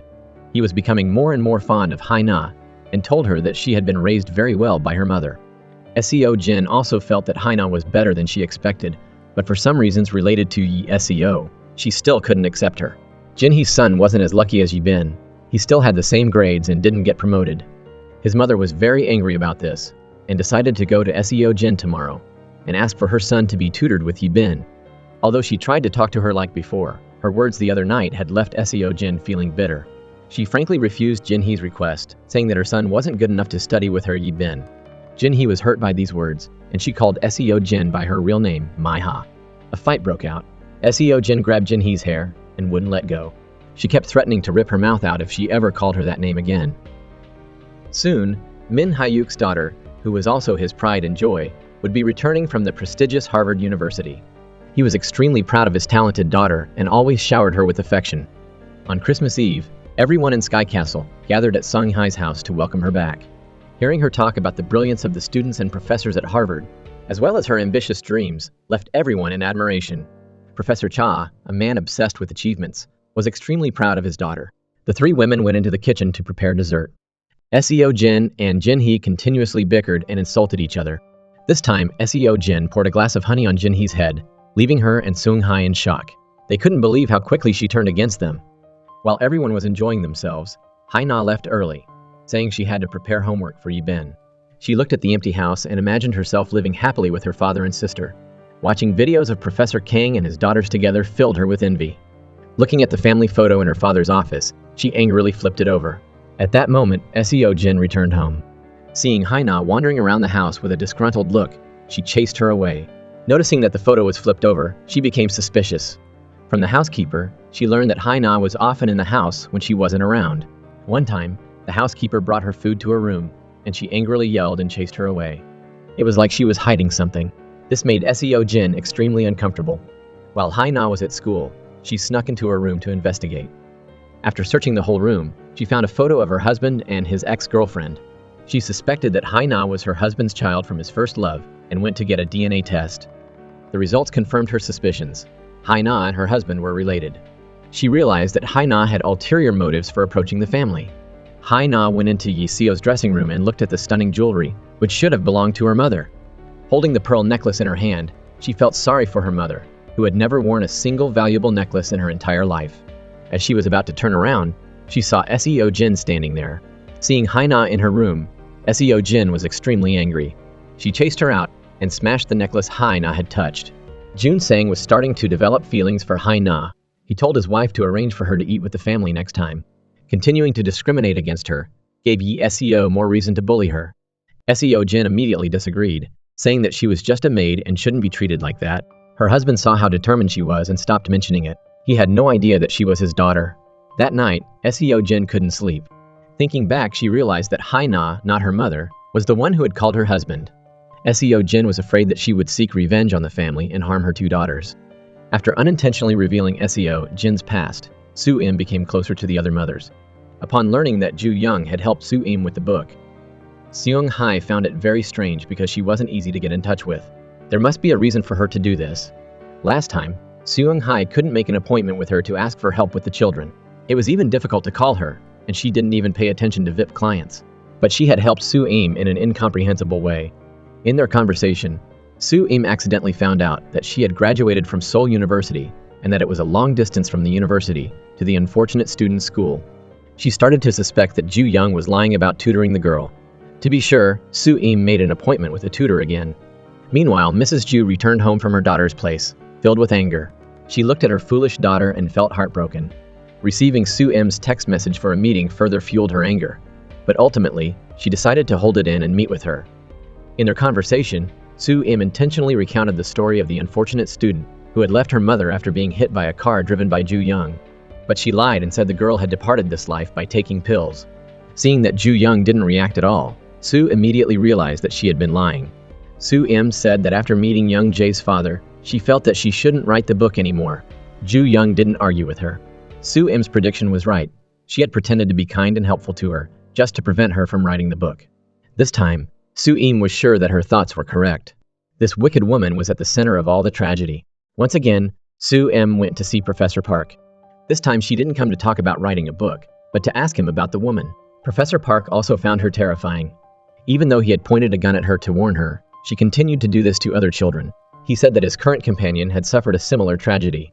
When he invited her to be a tutor, his son got into Seoul Medical University, but he committed suicide in his first year. The woman had instigated Young-jae to take revenge on his parents at their happiest moment, so there was nothing she wouldn't do. As soon as she got home, Soo-im seriously persuaded Yeseo's mother to cut off her relationship with the tutor. She told her everything she knew about this dangerous woman, warning Seo Jin to stop while she still could. But Seo Jin didn't listen. She told the housekeeper to show her out. Right now, she was very troubled by Yeseo and had no time to pay attention to this. The girl hated Hana so much that she skipped dinner with her family. She only agreed to let Hana into the house because Ju-young had persuaded her, not because she wanted to. Seo Jin was annoyed to see Hana approaching her daughter and saying things that agitated her. She took Hana to a secluded place to talk. Seo Jin told her that she knew Hana was her husband's illegitimate daughter and warned her not to interfere with her family. If Professor Kang knew she was his daughter, he would only see her as a blemish on his life. She was just a stumbling block for her father in pursuit of his ambition. The girl wasn't one to back down. Hana didn't believe Seo Jin's words, so she wanted to ask her father to verify them. Seo Jin was furious and slapped her. Then she got in her car and drove away, but she stopped a few steps later to negotiate with her. Hana wanted to be adopted into their house, eat with the family and move freely around the house. Seo Jin agreed that eating dinner and moving freely around the house was not a problem. But adoption had to wait until Seo got into Seoul Medical University. Because of her son's poor academic performance compared to Yi Bin, Jin Hee was disrespected by Seo Jin. She was very angry and went home to force her son to study until 2:00 a.m. As soon as it was morning, she woke him up to go to extra classes. He was too tired and vehemently objected. Jin Hee got angry and chased him around the house. Soo-han accidentally knocked over his mother's favorite set of dishes. Jin Hee snapped and criticized her son for his poor grades. He wasn't even able to do anything right, so she chased him out. Soo-han felt very heartbroken that his mother only cared about the dishes, so he decided to run away from home. That night, Jin Hee read a farewell letter on her son's desk and was extremely panicked. In the letter, he apologized to his parents for being a fool. He had always wanted to be a good student to make his parents happy. As long as they were happy, he could choose death. She cried and ran out to find her son, calling everyone, but no one knew where he was. It was snowing heavily, but she couldn't find her son. She was very worried. By chance, she met Soo-im's husband. After learning about the situation, he kindly went with her to find her son. Along the way, she kept blaming herself for comparing her son to others, and for pushing her son to study too hard because of her jealousy. Chairman Kang comforted her, and told her not to worry too much. His Woo-ju had also run away from home, but they were still young and afraid of a lot of things. He was probably just hanging out near the house. The two of them walked for a while, then found Soo-han sitting at the bus stop. Seeing his mother, he immediately ran away. Jin-hee chased him but only caught his backpack. He continued to run and almost got hit by a car. Luckily, Soo-im's husband managed to grab him and save him from danger just in time. That night, the mother and son lay down and talked. He was a sensible child. He felt sad and blamed himself for disappointing his parents with his academic performance. He also realized his mistake in running away from home. Jin-hee apologized to her son for pushing him too hard and saying hurtful things to him. The two hugged and cried, resolving all their misunderstandings.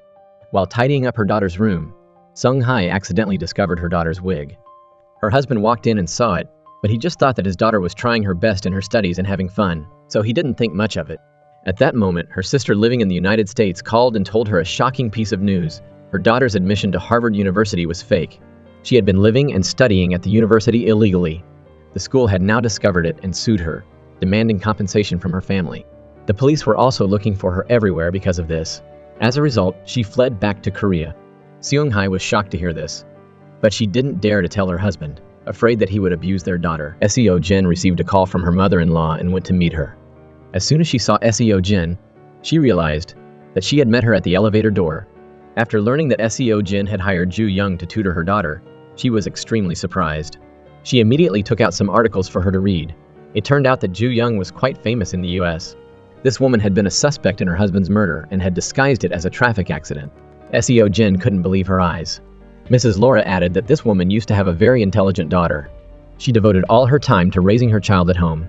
Her daughter, at only 9 years old, had been accepted into a prestigious university, so she was very famous and was hailed as a mother who had nurtured a genius. She even appeared on television. But then a tragedy occurred and her family was in a car accident. Her husband died. Her daughter became foolish after that, but Seo-jin still defended her. Mrs. Ju claimed that she had the wrong person, but her expression was clearly worried when she returned home. Recalling Woo-ju's mother's warning, she went to see Soo-im to ask about it. Soo-im told her everything she knew about Ju-young and said that she had secretly investigated Soo-im's information. She had used this to approach her and prevent her from writing the book. Seo-jin was suspicious and thought that Ju-young might have investigated Hana's background and knew that she was her husband's illegitimate daughter. She had been trying to bring her into the family to destroy their happiness. This dangerous woman had once taken advantage of her hatred for her parents to incite Young-jae, and now she didn't know what method she was using to harm Seo. Soo-im just needed to avoid contact with the woman, but Seo-jin and Seo were different. Soo-im was afraid they would be in danger. Seo-jin didn't need Soo-im's concern and got up to leave.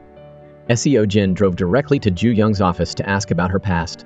Ju-young didn't give any further explanations, directly taking Seo-jin to her daughter's place.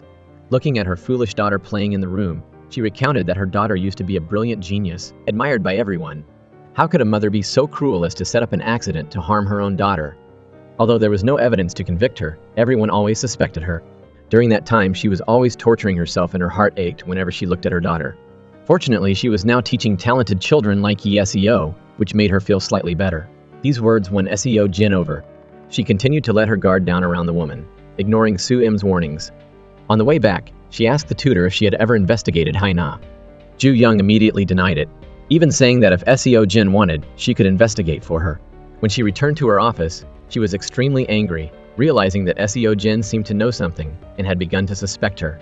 The woman asked her assistant to take Seo to the meditation room every day. She started her brainwashing plan. This wicked woman instilled strange ideas in the girl's head, telling her to only trust herself, to only think about entering medical university and to ignore anything that stood in her way, even her own mother. Now the girl was in the dark, and the only one who could show her the way was this woman. From now on, she was only to trust the tutor besides herself. Seo-jin, in order to hide the truth about her husband's illegitimate daughter, had to helplessly comply with Hana's demands, such as redecorating the room with luxurious items and sleeping with Hee-bin every night. The next morning, Yi-seol saw Hana's toothbrush in the bathroom and was extremely angry. She ran into the room and threw the toothbrush at Hana's bed, but unfortunately, it hit Yi-bin's head. Hana cared for Yi-bin like a real sister, which made Seo even more annoyed. Yi Seo directly warned Hana that she was just a tool for learning that Ju Young had brought in to help Yi Seo get into Seoul Medical University. After the college entrance exam, Hana would definitely be kicked out of the house. Hana wondered who this Ju Young was, and why Yi Seo and her mother mentioned her so often in front of her. Seung-hae was extremely worried when she learned what her daughter had done. She found her daughter where she was playing, but the girl said that she was having fun with her friends and didn't want to go home. She quickly hung up the phone. It wasn't until the next morning that she returned home. Walking into her daughter's room, she found it was a mess. Picking up the prestigious Harvard University uniform, she couldn't hold back any longer and threw it directly at her daughter's face, making her forehead bleed. Seung-hae yelled at her, asking why she always made such a mess and left it for her to clean up. Her daughter didn't know that her mother knew about her actions in the United States. Both she and her father thought that Seung-hae was excessively angry over the messy room. While her husband was away, Seung-hae bravely talked to her daughter. Why did she lie to her parents? Sadie didn't hide it anymore. She said that her father loved the daughter who got into Harvard, not her. If her father knew about this, she didn't know what he would do to her. Sadie was very afraid of her father's anger. That was also the reason why she had been hiding the truth for so long. During that time, she was always thinking about the worst things that her father could do to her. Maybe he would keep her there and lie to everyone that she was dead. Or maybe he would send her to a mental hospital. So many negative thoughts popped into her head, making her afraid and even more determined to hide this from everyone. After she finished speaking, she didn't care about her mother's painful emotions and turned to leave. Her brother chased after her to question her, but her attitude towards him was like they were strangers. This made Seo Jun extremely upset. Hana and Wooju happened to walk by and overheard everything. Hana and Yi Bin went to investigate a bit and found out the truth. Seo Jin and her husband happened to pass by and also learn about it. Then Yi Bin told her friend, Soo-han, the secret. Soo-han went home and told his parents. This time it was serious. Everyone knew about it except for Min Ha-yuk.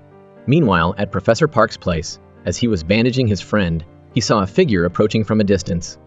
He recognized it as his son, Young-jae, who had returned. He ran out quickly and hugged his son. Finally, after all this time of waiting, his beloved son had returned. Young-jae couldn't hold back his tears of joy when he saw his father. Soon after, Professor Park contacted Soo-im. Young-jae had something to tell her. Soo-im was very happy to hear this and quickly arrived. Young-jae told her that although he had been writing a diary every day to increase his desire for revenge, now that he had achieved his goal, he was hesitant about whether he really wanted to take revenge on his parents. Then Ju Young had given him the address of her nanny's daughter's house. At that time, he thought it was a reward for his hard work and endurance. But now, thinking back, it was a fatal blow from that woman, aimed at breaking up his family. In the period before the college entrance exams, she had been instilling in Young-jae a desire for revenge against his mother, telling him that she was the one who had ruined his life, the one who had trampled on his happiness, and that he should never forgive her. She was a terrifying woman. She could control the minds and thoughts of children. Young-jae wanted Soo-im to continue writing her novel about his life to expose her wicked face and warn everyone. Soo-im went home and told Seo Jin everything Young-jae had said that afternoon. Once again, she warned Seo Jin, "Stay away from this dangerous woman." This time, Seo Jin looked scared. She didn't say that Soo-im was worrying too much anymore. Immediately after that, she went to find the tutor's assistant to ask him about it. Under Seo Jin's interrogation, he admitted that he had investigated Hana's background and then tried to bring her into her family. He also said that Ju Young was waiting for Seo Jin to talk to her. This time, the woman continued to play the love card to gain Seo Jin's trust. She said that the reason she brought Hana back was that she was afraid that this shocking news would reach Yi Seo's ears too soon. So she brought her back so Seo Jin could use her compassion to tame her. The ultimate goal was still to avoid affecting the girl's exams. Seo Jin now realized how dangerous this woman was and was disgusted by her excuses. She directly splashed a glass of water in Ju Young's face and fired her. Unlike Myung-ju, who was gullible and blind, she couldn't let the same tragedy happen in her own house again. Even now, the woman refused to admit her crimes and blamed Myung-ju's death on her ambition and arrogance. It was unacceptable for Myung-ju to let her brilliant son stay with a girl from a low background. She continued to blame Myung-ju, saying that she couldn't wait patiently for her son, couldn't accept Young-jae's wishes, and wasn't a worthy parent. Seo Jin was disgusted by her words. This woman didn't deserve to be a mother. The reason her daughter was like this was because she had a wicked mother like her. Everything she was doing now was to serve her purpose of revenge on life, making happy families suffer the same misfortune as she had. Hitting the nail on the head, she was furious but could only scream in helplessness. However, there was still a major concern. Yi Seo trusted her too much. The woman would continue to brainwash her to achieve her goals. Seo Jin showed the article about Ju Young to her daughter. The girl couldn't believe that the person she trusted was a suspect in her husband's murder. SEO Jin decided to fire her tutor and promised to find a better one for her daughter. But Yi SEO had already been brainwashed by her, so she opposed her mother's decision.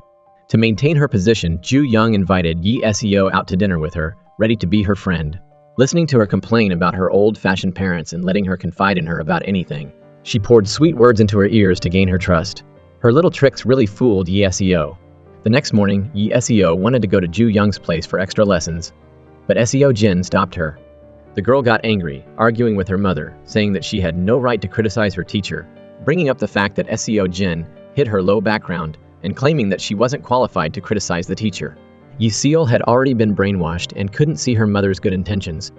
SEO Jin was afraid that this wicked woman would continue to lead her daughter astray like Young-jae. But the girl didn't care. She said that this was her life and that her mother should not interfere with her college entrance exam. SEO Jin didn't give up and continued to stop her daughter, hoping that she would trust her this time. But she was blinded by ambition and wouldn't listen to her mother. She cruelly told her mother that she wasn't the one who treated her best, but herself. With no other choice, SEO Jin went to sue him for help. She told her about Ju Young's foolish daughter and how Yi SEO trusted her so much. From Jin Hee's account, Seung learned about Seung Hai's situation and was extremely worried. She immediately went over to comfort Seung Hai. She was very sad, but she had no one to talk to. When the two of them came to comfort her, she burst into tears, blaming herself for taking care of the twins and leaving her 13-year-old daughter to be raised by her sister. So now she was lying to her parents about such a serious matter. If she blamed her daughter 1, she would blame herself 10. Soo Im and Jin Hee also sympathized with Seung Hai. Raising a child is not difficult, but it's not easy to raise a child to become a good and talented person. During the meal, Seung Hai couldn't bear it anymore and decided to tell her husband the truth, but her 2 sons stopped her. Seeing that her husband was still proud and wanted to brag about his daughter who went to Harvard, Seung Hai and her 2 sons were very embarrassed. But then Min Ha-yuk received a text message from his daughter and suddenly changed his attitude. Se-ri was too embarrassed to face her father, so she had to text him and admit all the wrong things she had done. Min Ha-yuk tried to maintain a calm attitude. He went back to his office and called his daughter back to talk to him directly. Looking back at the past, he had been very proud of his daughter and had bragged about her to everyone. But now everything was disappointing him. Se-ri mustered up her courage and went back to see her father. Professor Cha blamed his daughter for lying to her parents for so long. But Se-ri, in order to live up to her father's expectations and not disappoint her parents, had come up with this plan. She was also very distressed and ashamed to have done this. She just wanted to bring joy to her father, but it didn't make her mother happy at all to be lied to by her child. Her father said that it was all just a cover-up. Se-ri was unhappy and retorted that it was because her father had always imposed his ambition on her. He was never satisfied, making Se-ri think that she was only his daughter when she excelled in her studies. From now on, she would live her own life. He couldn't even reach the top of the pyramid that he had always dreamed of. So why did he force his children to climb it? Min Ha-yuk felt like he had wasted money on his daughter's education, but now all he got back was lies. His daughter was angry and couldn't control her language. She told her father that he was raising her just to show off, so he didn't deserve to be a father. Min Ha-yuk slapped her, causing her to fall to the ground. He wasn't going to stop. He wanted to beat his disobedient daughter to death. His 2 younger sons tried to stop him, but they were also thrown aside. Seung Hai couldn't take it anymore. She was old enough to understand. She told Min Ha-yuk not to touch her daughter, then drove away. Tonight was Woo Ju's birthday. All the children got together to celebrate his birthday. Woo Ju stood up to thank everyone and started the party. It seemed like a fun evening, but then something big happened. Jin Hee noticed that the 2 girls, Hana and Yi SEO, were always looking at each other with murderous eyes during the party. She remembered that she had overheard the 2 children arguing and learned the truth that Hana was Professor Cha's illegitimate daughter. Hana threatened Yi SEO that she would post this news on the school's website, challenging her that she was just a fool who knew only how to bury her head in her studies and could never beat her. While the other children were playing happily together, Yi SEO hid in the bathroom and called Ju Young, telling her everything. With her pride and arrogance, she was very afraid that this matter would spread. She was so upset that she wanted to strangle Hana to death.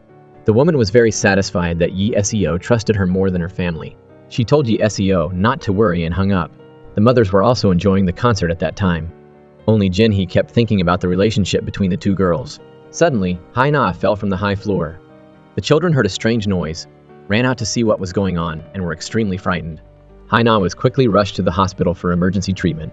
Woo Ju didn't know what had happened. He ran up when he received the girl's text message, but it was too late. At the same time, Yi Seo's family made an appointment to talk to their tutor after her academic performance topped the school. But she didn't show up until 20 minutes later. On the surface, the family pretended to be grateful to her for teaching Yi Seo well, but in their hearts, they only wanted to take advantage of her until the girl got into college. Then they would turn the tables on this evil woman. Seo Jin received news from Yi Bin that Hana had been hospitalized and immediately returned home. Professor Kang received a notice from the hospital and left first. At the same time, a patient with a head injury arrived at the emergency room. Both he and Hana needed emergency surgery, otherwise their lives would be in danger. Professor Kang decided to operate on the other patient and transferred Hana to a different hospital for surgery, despite Wooju's father's desperate pleas because doing so might miss the best time to save the girl. But Professor Kang didn't change his decision because the other patient was the director's son. If anything happened to him, no one would be able to take responsibility. Jun Sang could not have imagined that this wrong decision would make him regret it for the rest of his life. Hana was still conscious and tried to call for her father, "Save me," when she saw Professor Kang, but he ignored her and ordered his subordinates to take her to the intensive care unit in preparation for transfer to another hospital. But the worst-case scenario happened. Hana missed the best time for surgery and died in the intensive care unit. Jun Sang remembered the time Hana looked at him with pleading eyes and felt extremely remorseful. Wooju and his mother were heartbroken over the loss of their closest friend. Seo Jin witnessed everything but just stood there and watched. In her panic, she took Hana's phone that Wooju accidentally dropped. She was afraid that her daughter had done it because at the dinner table, Yi Seo had intentionally confronted Hana by talking about it indirectly to her father. Yi Seo deliberately created a similar situation to her own and asked her father. Jun Sang casually said that the illegitimate child was just a nuisance. If he were in that situation, he would only consider Yi Seo and Yi Bin his only two princesses. These words deeply hurt Hana's young heart. The two children argued at dinner, but Jun Sang thought they were just talking nonsense and didn't pay any attention. Returning to the present, Seo Jin was extremely worried because her daughter didn't answer her calls, so she rushed home to question her. Yi Seol said that she had gone back to her room to study and didn't know what had happened. She was very angry that her mother didn't believe her. Seo Jin explained to her daughter that the police were investigating everything. If they found out that Yi Seo and Hana were half-sisters, and that they had been constantly arguing and quarreling lately, it would make Yi Seo the #1 suspect in the murder case. To get her daughter out of suspicion, Seo Jin smashed Hana's phone and threw all of her things into the garbage. The next day, the police came to Seo Jin's house to investigate. When they searched the bedroom, they couldn't find anything. They turned to interrogate the two daughters. Seo Jin answered for her daughter, saying that the older one was studying at that time, while the younger one was playing games with her brothers, so they didn't know anything. The police asked to check Yi Seo's computer history and the girl seemed very worried. Then they asked Yi Bin about Hana and Se Rai's argument the day before, and went to their house to continue investigating. Se Ri still had a grudge against Hana because she had spread the news that she was pretending to be a Harvard student. Although it was just a game, the two girls had a tense argument at that time. Finally, the police went to Su Im's house to get a statement from Wooju. He was the first person to see Hana fall, and he was also the one who lost her phone. The police also asked Wooju to hand over his phone for further investigation. The four families got together to gather statements because this incident had a bad impact on the children's studies. Min Hyuk, in his domineering way, said that the first person to see it was the most suspicious. Also, Wooju and Hana were in a difficult relationship, so it was possible that it was their motive for the crime. Professor Huang, seeing his son being suspected, angrily reacted. He didn't stop there. He continued to point his finger at Seo Jin's daughter, saying that everyone knew that Yi Seo and Hana were rivals. Professor Kang countered that Se Ri, his daughter, was the most suspicious because Hana had spread the news that she was pretending to be a Harvard student. Like the others there, when her daughter was a suspect, Soeung Hai couldn't stay quiet. She and Jin Hee clearly stated that Yi Seo was the one who was suspicious. She always left a bad impression on everyone here. The argument continued without end. They went from arguing with words to fighting physically, to the point of being bruised and scratched. No one gave in when their children were suspected. Su Im and her husband stood outside watching them fight helplessly. She couldn't take it anymore and shouted. Hana was a child who suffered a lot when she was alive. Now she has died alone and coldly. But no one cares. They just worry about their children being affected. At this point, everyone finally stopped. Su Im and her husband left disappointed. Right after that, before leaving, Jin Hee turned back and told everyone that she had seen Hana and Yi Seo arguing earlier. When she got home, she still couldn't understand why Professor Kang didn't care at all about the death of his illegitimate daughter, but only worried about getting Yi Seo out of suspicion. Had he still not realized the truth? Seo Jin thought about Jin Hee's words and realized that Jin Hee knew the truth. She immediately went to find Jin Hee that night to apologize for what she had done and begged her not to reveal what she knew to the police. Otherwise, Yi Seo would be in danger. For her daughter, Seo Jin was willing to put aside her pride kneel down and plead with her folded hands. Then, Jinhee invited SEO Jin into her house to talk. Actually, although Jinhee knew about this, she didn't suspect Yi SEO was the murderer. Although the girl was very ambitious in her studies and arrogant and unpleasant, she was definitely not a bad person. She couldn't have been so cruel to Hana. It was just that Jinhee was so angry at the time that she blurted it out. SEO Jin also opened up more, telling Jinhee about her anxieties and regrets over the past. She also felt sorry for Hana, who died without ever being acknowledged by her father. It was just that she was too worried about SEO Jin's studies, so she hid everything and didn't let her husband or anyone else know. Jinhee also sympathized with SEO Jin's difficulties. She also apologized to SEO Jin for provoking her. The two women resolved the misunderstanding in their hearts, and their relationship returned to how it was before. Woo-ju blamed his father for operating on another patient and missing the opportunity to save Hana. In his anger, he said some harsh things to his father, which made his father very sad. Chairman Huang had tried his best, but he couldn't disobey his superior's orders. Many classmates also thought that Yi SEO was responsible for Hana's death. Yi SEO heard these words, but tried to stay calm and didn't react. Min Hyuk's domineering and ambitious nature didn't change. He couldn't accept that his daughter only finished high school and didn't continue her education. He nagged his wife and daughter about it all day. Seong-hae wasn't afraid at all and stood up to defend her daughter. She said that she didn't like to go to college and wanted to continue to pursue her dream of opening a bar, so she should be allowed to decide her own life. That night, he waited until late at night for his daughter to talk to her. He continued to reproach her for not going to college, and that was why she became a suspect in Hana's case. In fact, it was just Min Hyuk's domineering thoughts, not trusting his daughter and always using her not going to college as an excuse. In fact, after the argument that day, Hana had gone to see Yi SEO to apologize to her for being harsh. Then the misunderstanding was resolved. Se-ri just wanted to open her own bar, earn her own money and spend the money she earned. The girl had tried her best in the college entrance exam. Now, she just wanted to live a happy life with her dreams and ambitions. She just wanted her father to respect her. If he continued to think that way, she was ready to disown him. Yi SEO felt very guilty about Hana's death, to the point that she even talked about it in her sleep. But because her mother didn't believe her, she called her tutor for comfort.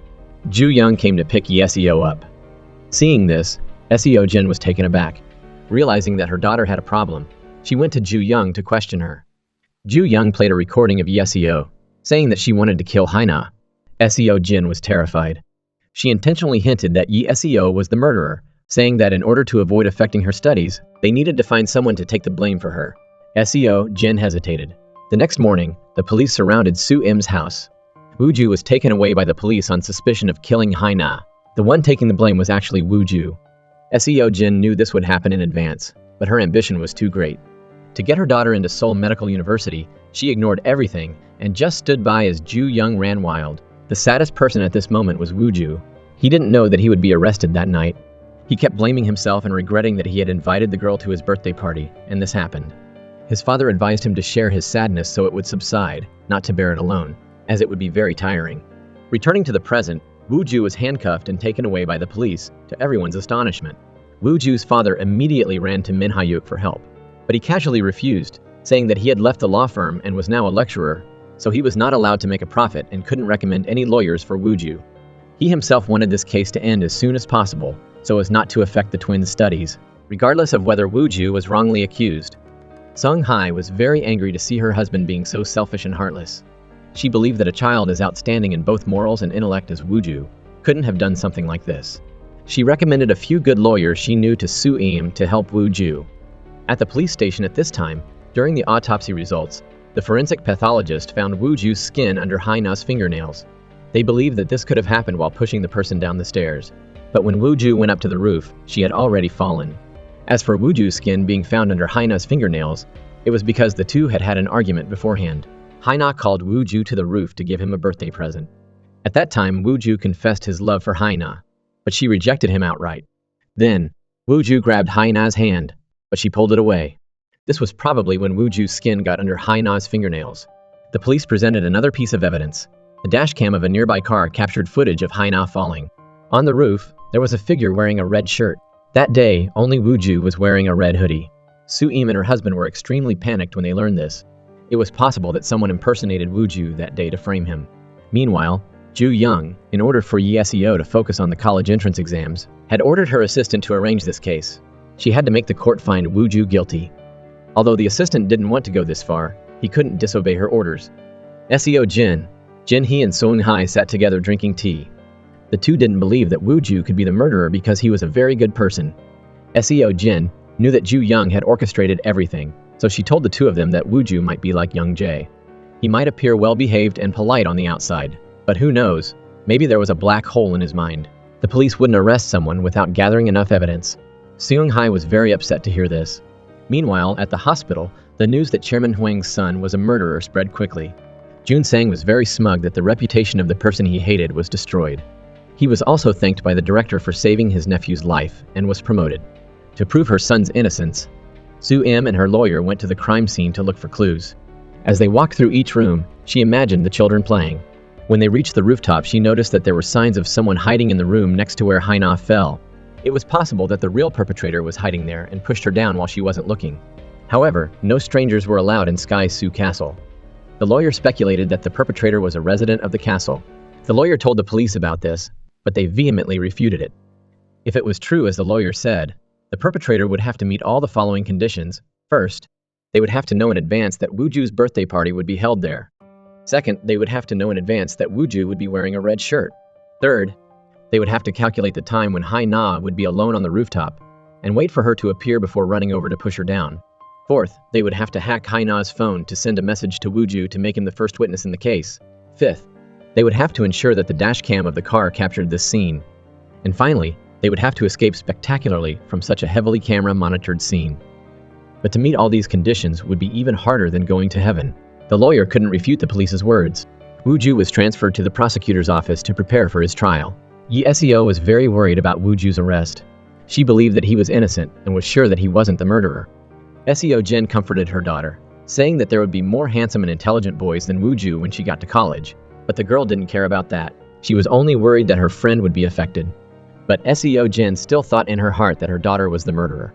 The fact that Woo-ju was arrested only made her feel more at ease because someone had taken the blame for her daughter. Yi Seo was extremely disappointed that her mother didn't believe her. In class, the teacher used Hana's death as an example to teach the students that they shouldn't fall in love too early, or they might fall for the wrong person and end up like Woo-ju. Yi Seo was very upset to hear these words. For the first time, she skipped class, to the astonishment of the teacher and her classmates. Her mother received news from the teacher and was very worried. She called Yi Seo, but the girl hung up. Yi Seo was now with Ju Young. Recently, she had been under too much pressure. Her mother didn't believe her and always thought she was the murderer. She had nightmares every night. The wicked woman now blamed Hana for bringing misfortune upon herself because she greedily wanted to steal what Yi Seo had, so she ended up like this. She said these words to comfort Yi Seo and make her trust her more. But Yi Seo still thought Woo-ju was innocent, so Ju Young told her about his past. When he was 13 years old, Woo-ju lost his mother. He couldn't handle it and was psychologically affected. He would often beat up his friends, to the point where he was asked to transfer schools. After he got a stepmother, he ran away from home several times. It could be said that Woo-ju was a child with psychological problems, and his aggression was always lurking. So when he discovered Hana taking advantage of his feelings, he exploded. These words successfully fooled Yi Seo. Yi Seo asked Ju Young if she had ever met Hana, because Hana was very angry when she found out that Yi Seo was taking advantage of her to be a tool for her studies.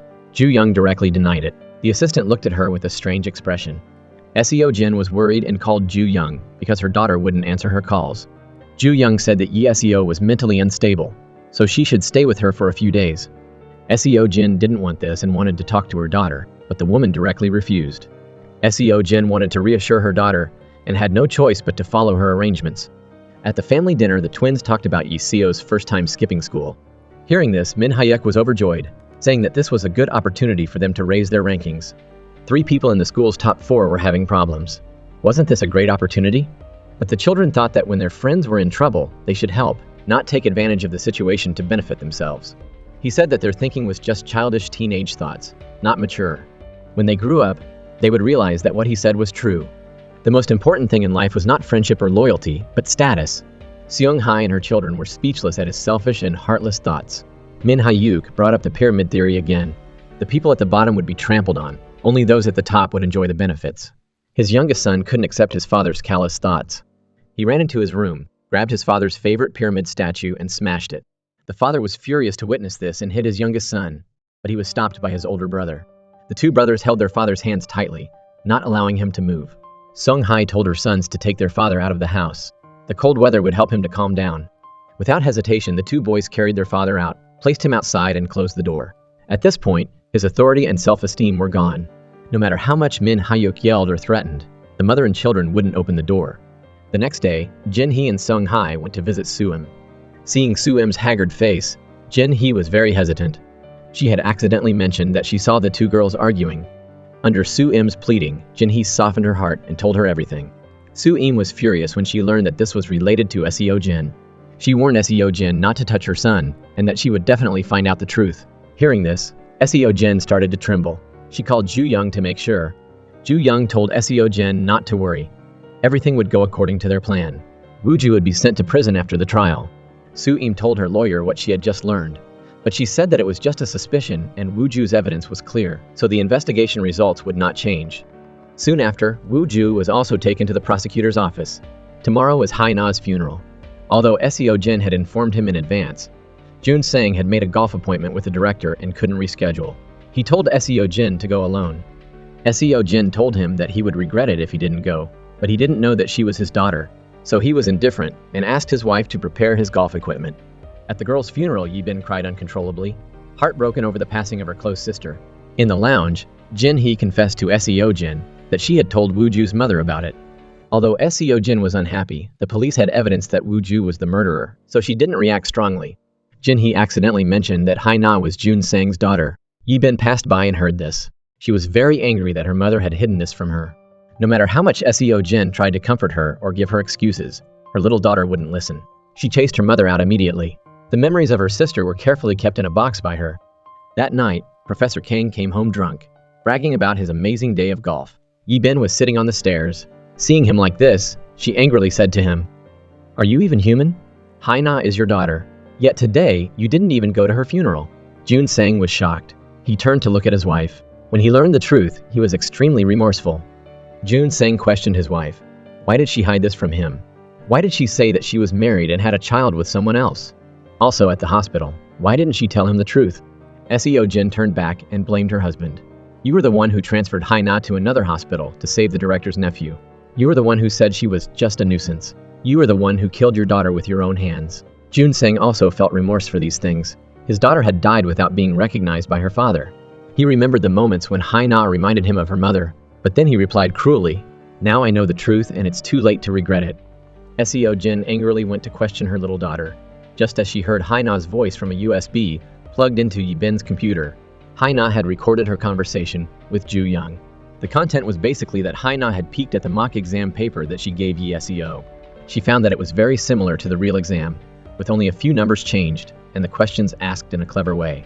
Because Yi-seo trusted Ju-young, she thought her exam prediction was almost 100% accurate. Hana guessed that Ju-young was colluding with someone in the school to leak the exam paper and use this to threaten her. Hana wanted Ju-young to make Yi-seo fail the medical university exam, while she would take the exam herself and pass with her own abilities, so that her father and grandmother would recognize that she was better than Yi-seo. From this, she also realized that her mother was more capable after comparing the test papers of the two of them. Seo-jin believed that Hana's words were true. By doing so, she was able to control Yi-seo's grades, and therefore manipulate her mind, forcing Seo-jin to follow her orders. If this matter was exposed, Yi-seo's life would be ruined. Yi-seo was still at Ju-young's place. As she was wiping her face in the bathroom, she saw Hana's keychain in the janitor's room. She took it out of the bathroom, just as she met Soo-im. As soon as she saw Soo-im, she recognized it as Hana's keychain, but Yi-seo said it was hers and quickly left. Soo-im knew that Hana had been there, so she ran to Ju-young's room to question her. Soo-im suspected that she and Seo-jin had conspired to kill Hana, and then set everything up to make Woo-ju take the blame. The reason why both of them had the same goal was that Seo-jin wanted her husband's illegitimate daughter to disappear.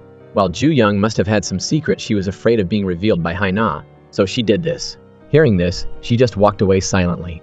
This woman was terrifying. She had ruined Young-jae's life, killed Hana, and now wasn't going to spare Woo-ju either. After returning from Ju-young's house, Yi-seo was very sad that her mother didn't trust her, but she still decided to tell her the truth. That night, she saw Woo-ju and Hana arguing on the balcony. Then, Hana returned to play games with everyone, while Woo-ju sat alone and cried in his room. Yi-seo was very sad to see the boy she liked being hurt on his birthday, so she sat and cried in the bathroom.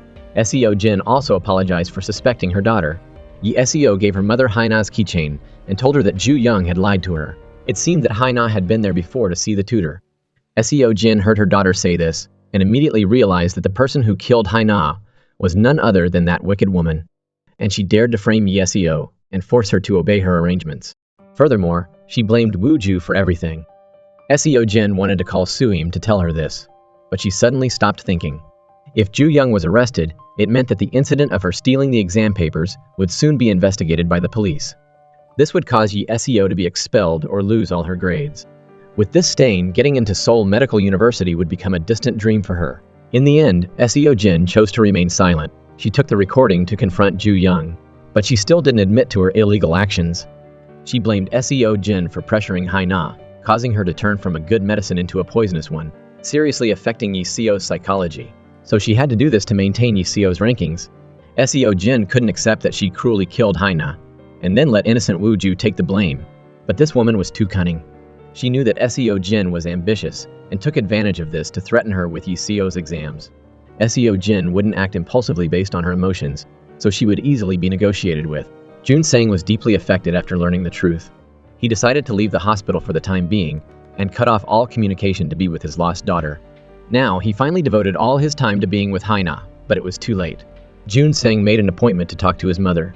As soon as she heard her son's voice, she immediately realized something was wrong and called SEO Jin to find out what was going on.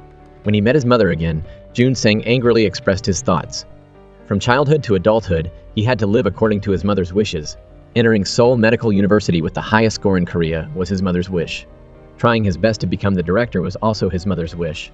To get the position of director, he had done something that would make him regret it for the rest of his life. He knew that when Hana was transferred to another hospital, her mortality rate was very high. But he did it anyway to save the director's nephew. How could he continue to be a doctor after being the one who killed his own daughter? Jun-sang was in this situation partly because of his mother's ambition, but now, she only cared about her own reputation. She comforted her son with a few words and then got up to leave. After being chased out of his house by his wife and children for 2 days, Min Hyuk seemed to have awakened, but he didn't. He brought home a giant pyramid and placed it in the middle of the house.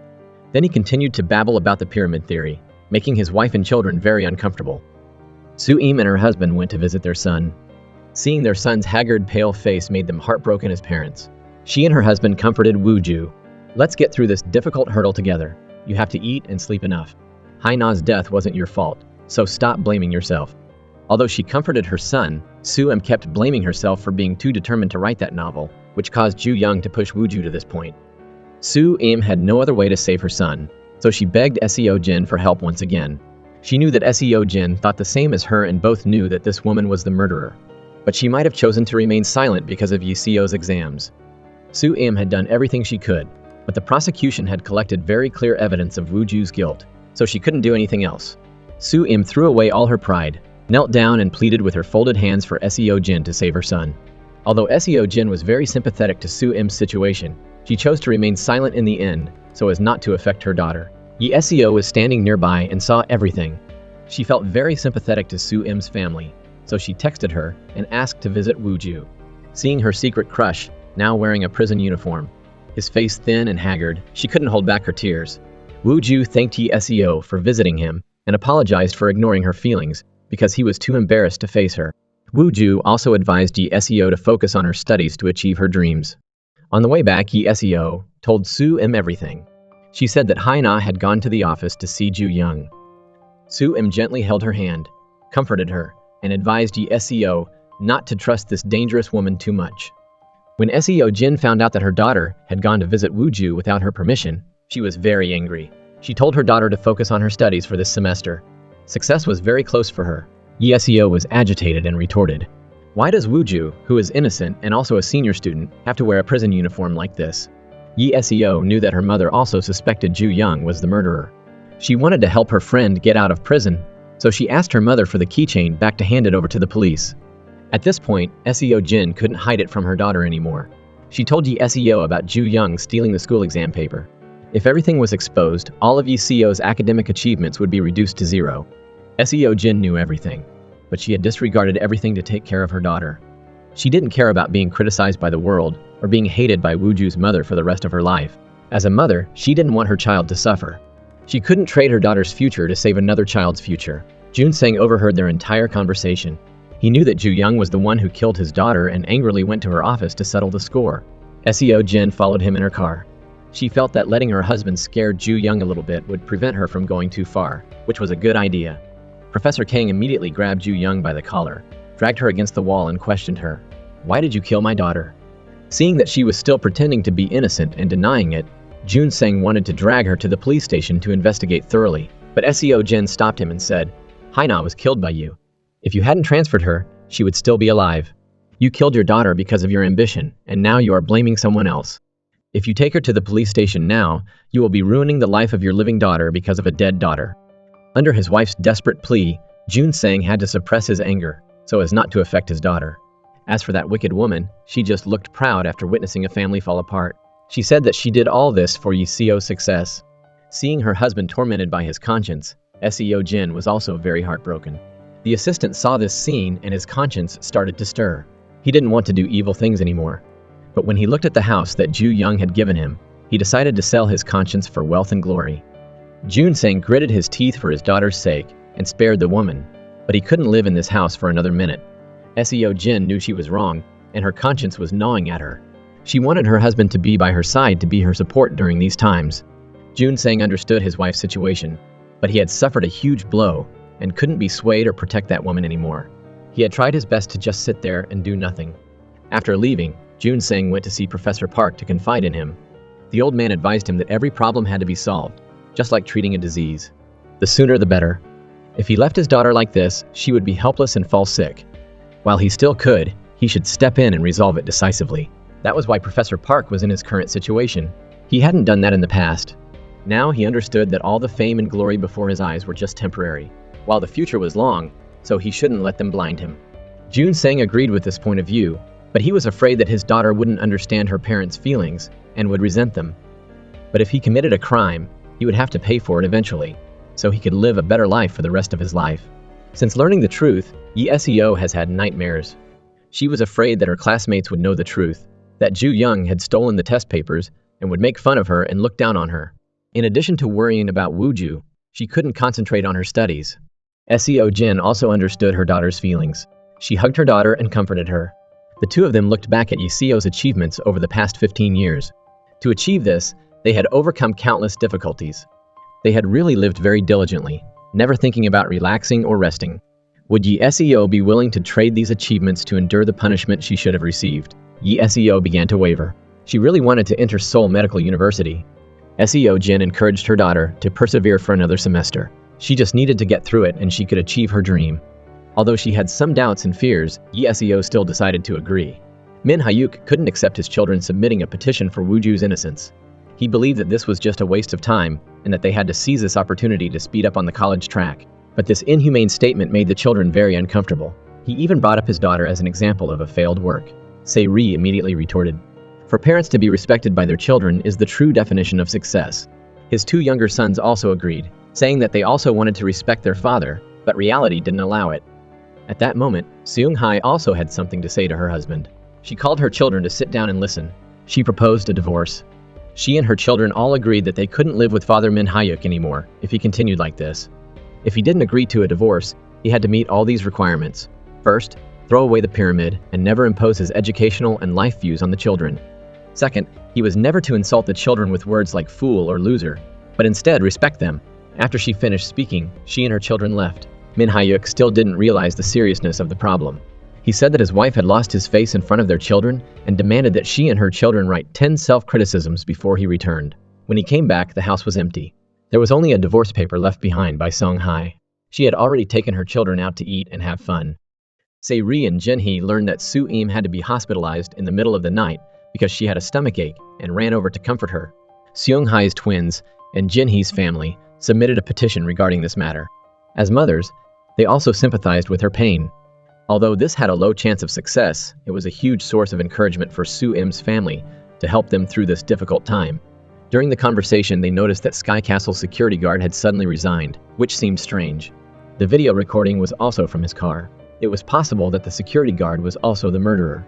Seo Jin felt a little uncomfortable facing Wooju, but she still chose to go to visit him with everyone else.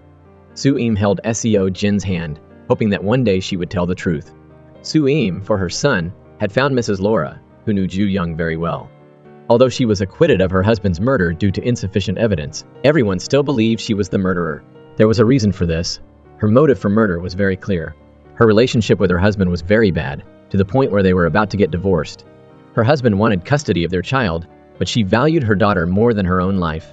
Her proud daughter was taken away by her husband, so she cruelly faked a car accident to kill him. That day, her husband had packed all his belongings and left with his daughter. Someone saw her chasing after the car frantically, running and calling out her daughter's name. It seemed that she knew in advance that there would be an accident. It's possible that her daughter secretly got into the car when she wasn't looking, causing the accident and her daughter's death. Her daughter became foolish after that. The fact that she had taken her own daughter's life caused her to feel guilt and loss that nothing could soothe. This may also be why she wanted to ruin the happiness of other families. Jun-sang, after thinking carefully, called his mother to talk. Just as he had thought, she wanted to cover up the truth with Seo Jin. He decided that he would no longer live under his mother's control. He realized that she had only put him on stage to receive praise from everyone. This was completely her desire, not his, so he wanted to submit a resignation letter. He had lived for so many years, but he had only been chasing after his mother's dreams, forgetting what he really wanted. It was also his mother who caused Seo Jin to pursue her ambitions today. It wasn't because she lied about her humble background, but because he and his mother had lived a wrong life, so they had dragged her into doing this. He wanted his wife and children to tell the truth about leaking the exam paper. Only then would Seo not be criticized by everyone. His mother couldn't accept Jun-sang's decision, so she angrily hit him repeatedly. But Jun-sang's mind was set and couldn't be swayed. His mother could only sit and cry for her mistakes. He advised his wife to give up her ambitions because it was Seo's life, not hers. Although she had agreed with her mother and was trying her best for this semester, Seo's mood was very bad. She skipped school and didn't want to go to Ju Young's for extra lessons, causing her grades to plummet. Seo Jin went to Ju Young's office again to ask about her daughter's studies. She put the upcoming midterm exam papers in front of Seo Jin. This set of materials would make her daughter top the upcoming exam, but when she remembered her husband's words, she kept thinking. But in the end, she chose to agree. Seo Jin wanted to know who was colluding with Ju Young. After making sure that Seo Jin would keep her mouth shut, she said it was the chairman's son, who was also Seo's homeroom teacher. On her way home, Seo Jin's emotions were mixed. Thinking about Woo Ju's mother crying miserably in front of her to beg for advice, and then facing her husband's truth, she hesitated. It was like thinking about winning over her mother-in-law, or when everything was exposed. She and her daughter would be slandered and looked down upon by everyone. Ju Young was very smug that she could control Seo Jin through her ambition. She thought everything was under her control. Min Hyuk was unable to focus on anything because of the divorce. He kept calling to warn his wife, but she would hang up as soon as he called. Seung Hae knew that her husband would tear up the divorce paper, so she sent him one every day. She gave him 2 choices. She was still answering his calls, waiting for him to agree to her conditions. But if Min Hyuk still refused to change, then they would meet in court to resolve it. Soo-im was worried about her son and Seo, so she went again to persuade Seo Jin to tell the truth. At the moment she received the paper for entering Seoul Medical University, it was also the moment her family was about to be destroyed.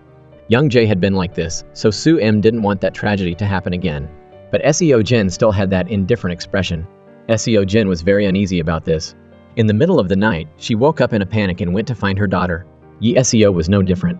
She was tormented by her conscience and couldn't sleep. After taking her daughter back to her room, she stayed up all night thinking about what she really needed. In the end, she got her answer. That morning, she called her daughter to talk.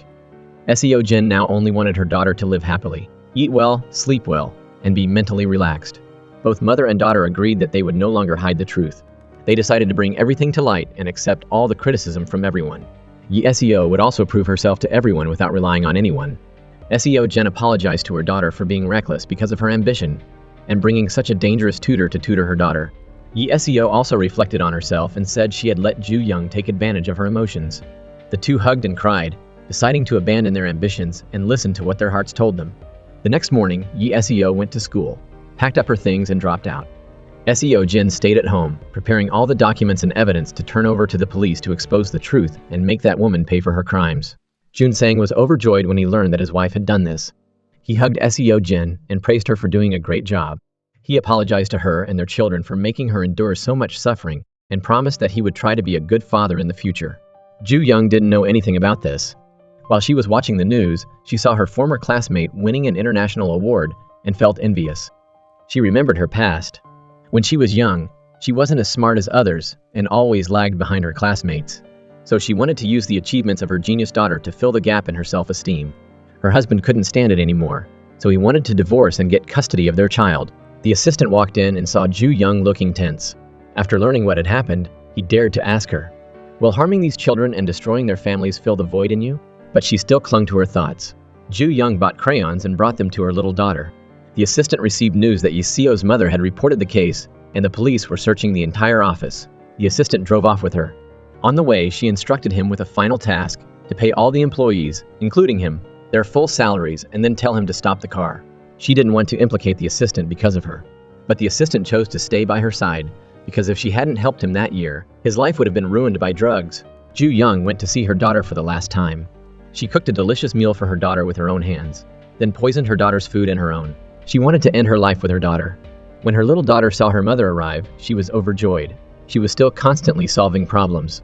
That year, in order to surpass her classmates, she forced her daughter to solve problems day and night. Her husband couldn't stand it, so they would often fight. Because of this, her daughter was psychologically affected and suffered from anxiety disorder. Whenever she couldn't do it, she would go crazy and constantly abuse herself. Whenever she saw her mother cry, she would be afraid and immediately start solving problems. Ju Young was heartbroken to see her daughter like this because of her. When her daughter saw the delicious food her mother had made, she excitedly ran over. Ju Young realized she was wrong, so she hurriedly stopped her daughter. "You can't eat it!" Then she angrily smashed everything in the house. Luckily, the assistant arrived in time to help and managed to control her daughter. The police also arrived to arrest her. SEO Jin called Soo Im to report the good news. Soo Im and her husband were overjoyed and choked with emotion. They kept thanking SEO Jin for telling the truth. Not long after, Woo Ju was released. The family of three reunited, happily gathered around the dinner table. Upon hearing the news that Woo Ju had returned, SEO Jin's husband and wife really wanted to meet him to apologize. As soon as they met, they knelt down to apologize. SEO Jin and her husband took full responsibility and told the truth. Woo Ju was angry when he learned the truth. It was simply unacceptable that Hana died just because he knew the truth about SEO cheating on the exam. The people who should be asking for forgiveness were Hana, not him. And he didn't want to forgive them for watching a child like him being imprisoned when he was hurting. After speaking, Woo Ju also went up to Min Ha-yuk's house. He invited his two sons out to eat after school. Although he had gained a little understanding this time, it wasn't much. He said that he had forgiven his two sons and told them to go home with him to study. He would put pressure on them, and then their mother would come home with them.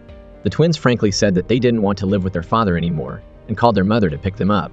Min Ha-yuk was once again angry and resentful. SEO, after dropping out of school, chose to retake the Seoul Medical University exam next year without relying on her previous scores. When her grandmother learned that her granddaughter had dropped out of school, she was furious and scolded SEO Jin, saying that she should have endured a little longer for her daughter's success. But now, her family had changed their minds.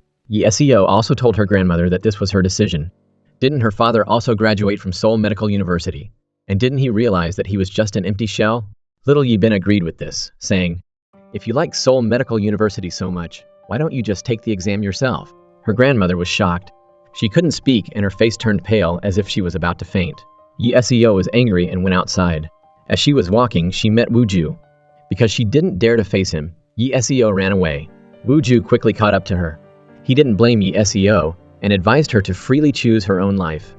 SEO Jin went to visit Ju Young in prison, asking why she had been so cruel to kill Hana. But she said that SEO Jin herself was also a direct cause of the girl's death. When Hana was alive, she had been ignored and trampled on by SEO Jin. She was seen as a homewrecker by the lonely child, who was constantly attacked with words, making her feel very hurt and angry. That was why she had gone to threaten Ju Young to make SEO fail the Seoul Medical University exam. At that time, she was recognized by her father and grandmother, which proved that her mother was better than SEO Jin. SEO Jin's selfish maternal love pushed Hana to the point where she had to make a deal with Ju Young. So, the ones who killed Hana were both SEO Jin and Ju Young. She also frankly admitted that she and SEO Jin were the same kind of people. Both of them disregarded everything for what they wanted. Both were selfish mothers who only wanted their children to excel, not wanting other people's children to be good. The whole life of another person was not worth a single day of their child's life. Using this as an example, if SEO hadn't suffered a severe psychological blow, would SEO Jin have told the truth to save Woo Ju? The answer was definitely no.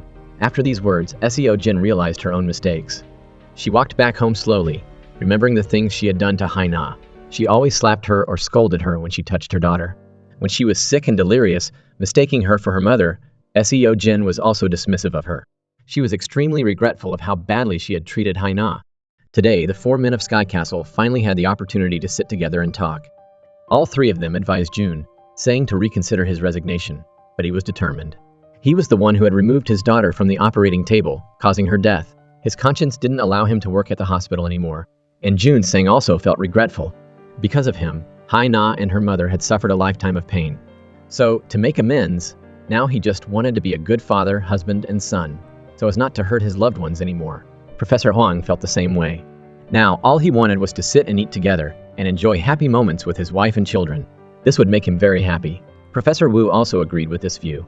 Although he had a talkative wife who nagged him all day and a son whose academic performance was so bad that he wanted to kick them out, the lively life with his family made him very content. Min Hyuk had been staying at home all this time and didn't know what was going on. He turned his family's story into a situation to tell everyone, hoping to find allies in this matter. Professor Wu had a gossipy wife, so he knew that Min Hyuk had been abandoned by his wife and children. He advised Min Hyuk to change his way of thinking and stop tormenting his wife and children with his domineering thoughts. Professor Huang also told him to make his children think that their home was a comfortable, safe and warm place. This was the best solution. Jun Sang agreed. Min Hyuk came home drunk. Seeing the table full of instant noodles and alcohol, he felt very lonely and isolated. The next morning he woke up and saw his wife standing next to him. It turned out that the night before, due to the effects of alcohol, Father Min Hyuk had been more courageous and sent Sung Hai an apologetic text message. Seung Hai looked at her husband as if he had forgotten everything and was about to turn around and leave. Min Hyuk quickly stopped her, admitting that those words were true. He would no longer interfere with his children's studies, and he would also accept that Se-ri wouldn't go to college and would live her own way. At the same time, he threw away the pyramid and would never mention it in front of his children again. But now that the children were seniors, he was very worried about their studies. Seung Hai said that he just needed to play with his little sister and try to be a good father. She knew that her husband loved and cared for his children very much, but his strict parenting style had made the children unhappy living with him. Seung Hai was heartbroken to hear this from her twins. She had to do this for him to change. She was afraid that if he continued like this, his life would be very lonely. Seung Hai saw that her husband had understood the problem and ran to hug him to comfort him. But she didn't forget to warn him that if he didn't do as he promised, she would take her children away again. Min Hyuk told his wife to bring their children back immediately because the pyramid was too heavy and he couldn't throw it away by himself. Hearing this from her husband, Seung Hai was extremely happy. This was what she had been hoping and waiting for a long time. After being in prison for a few months, Woo-ju had realized some things.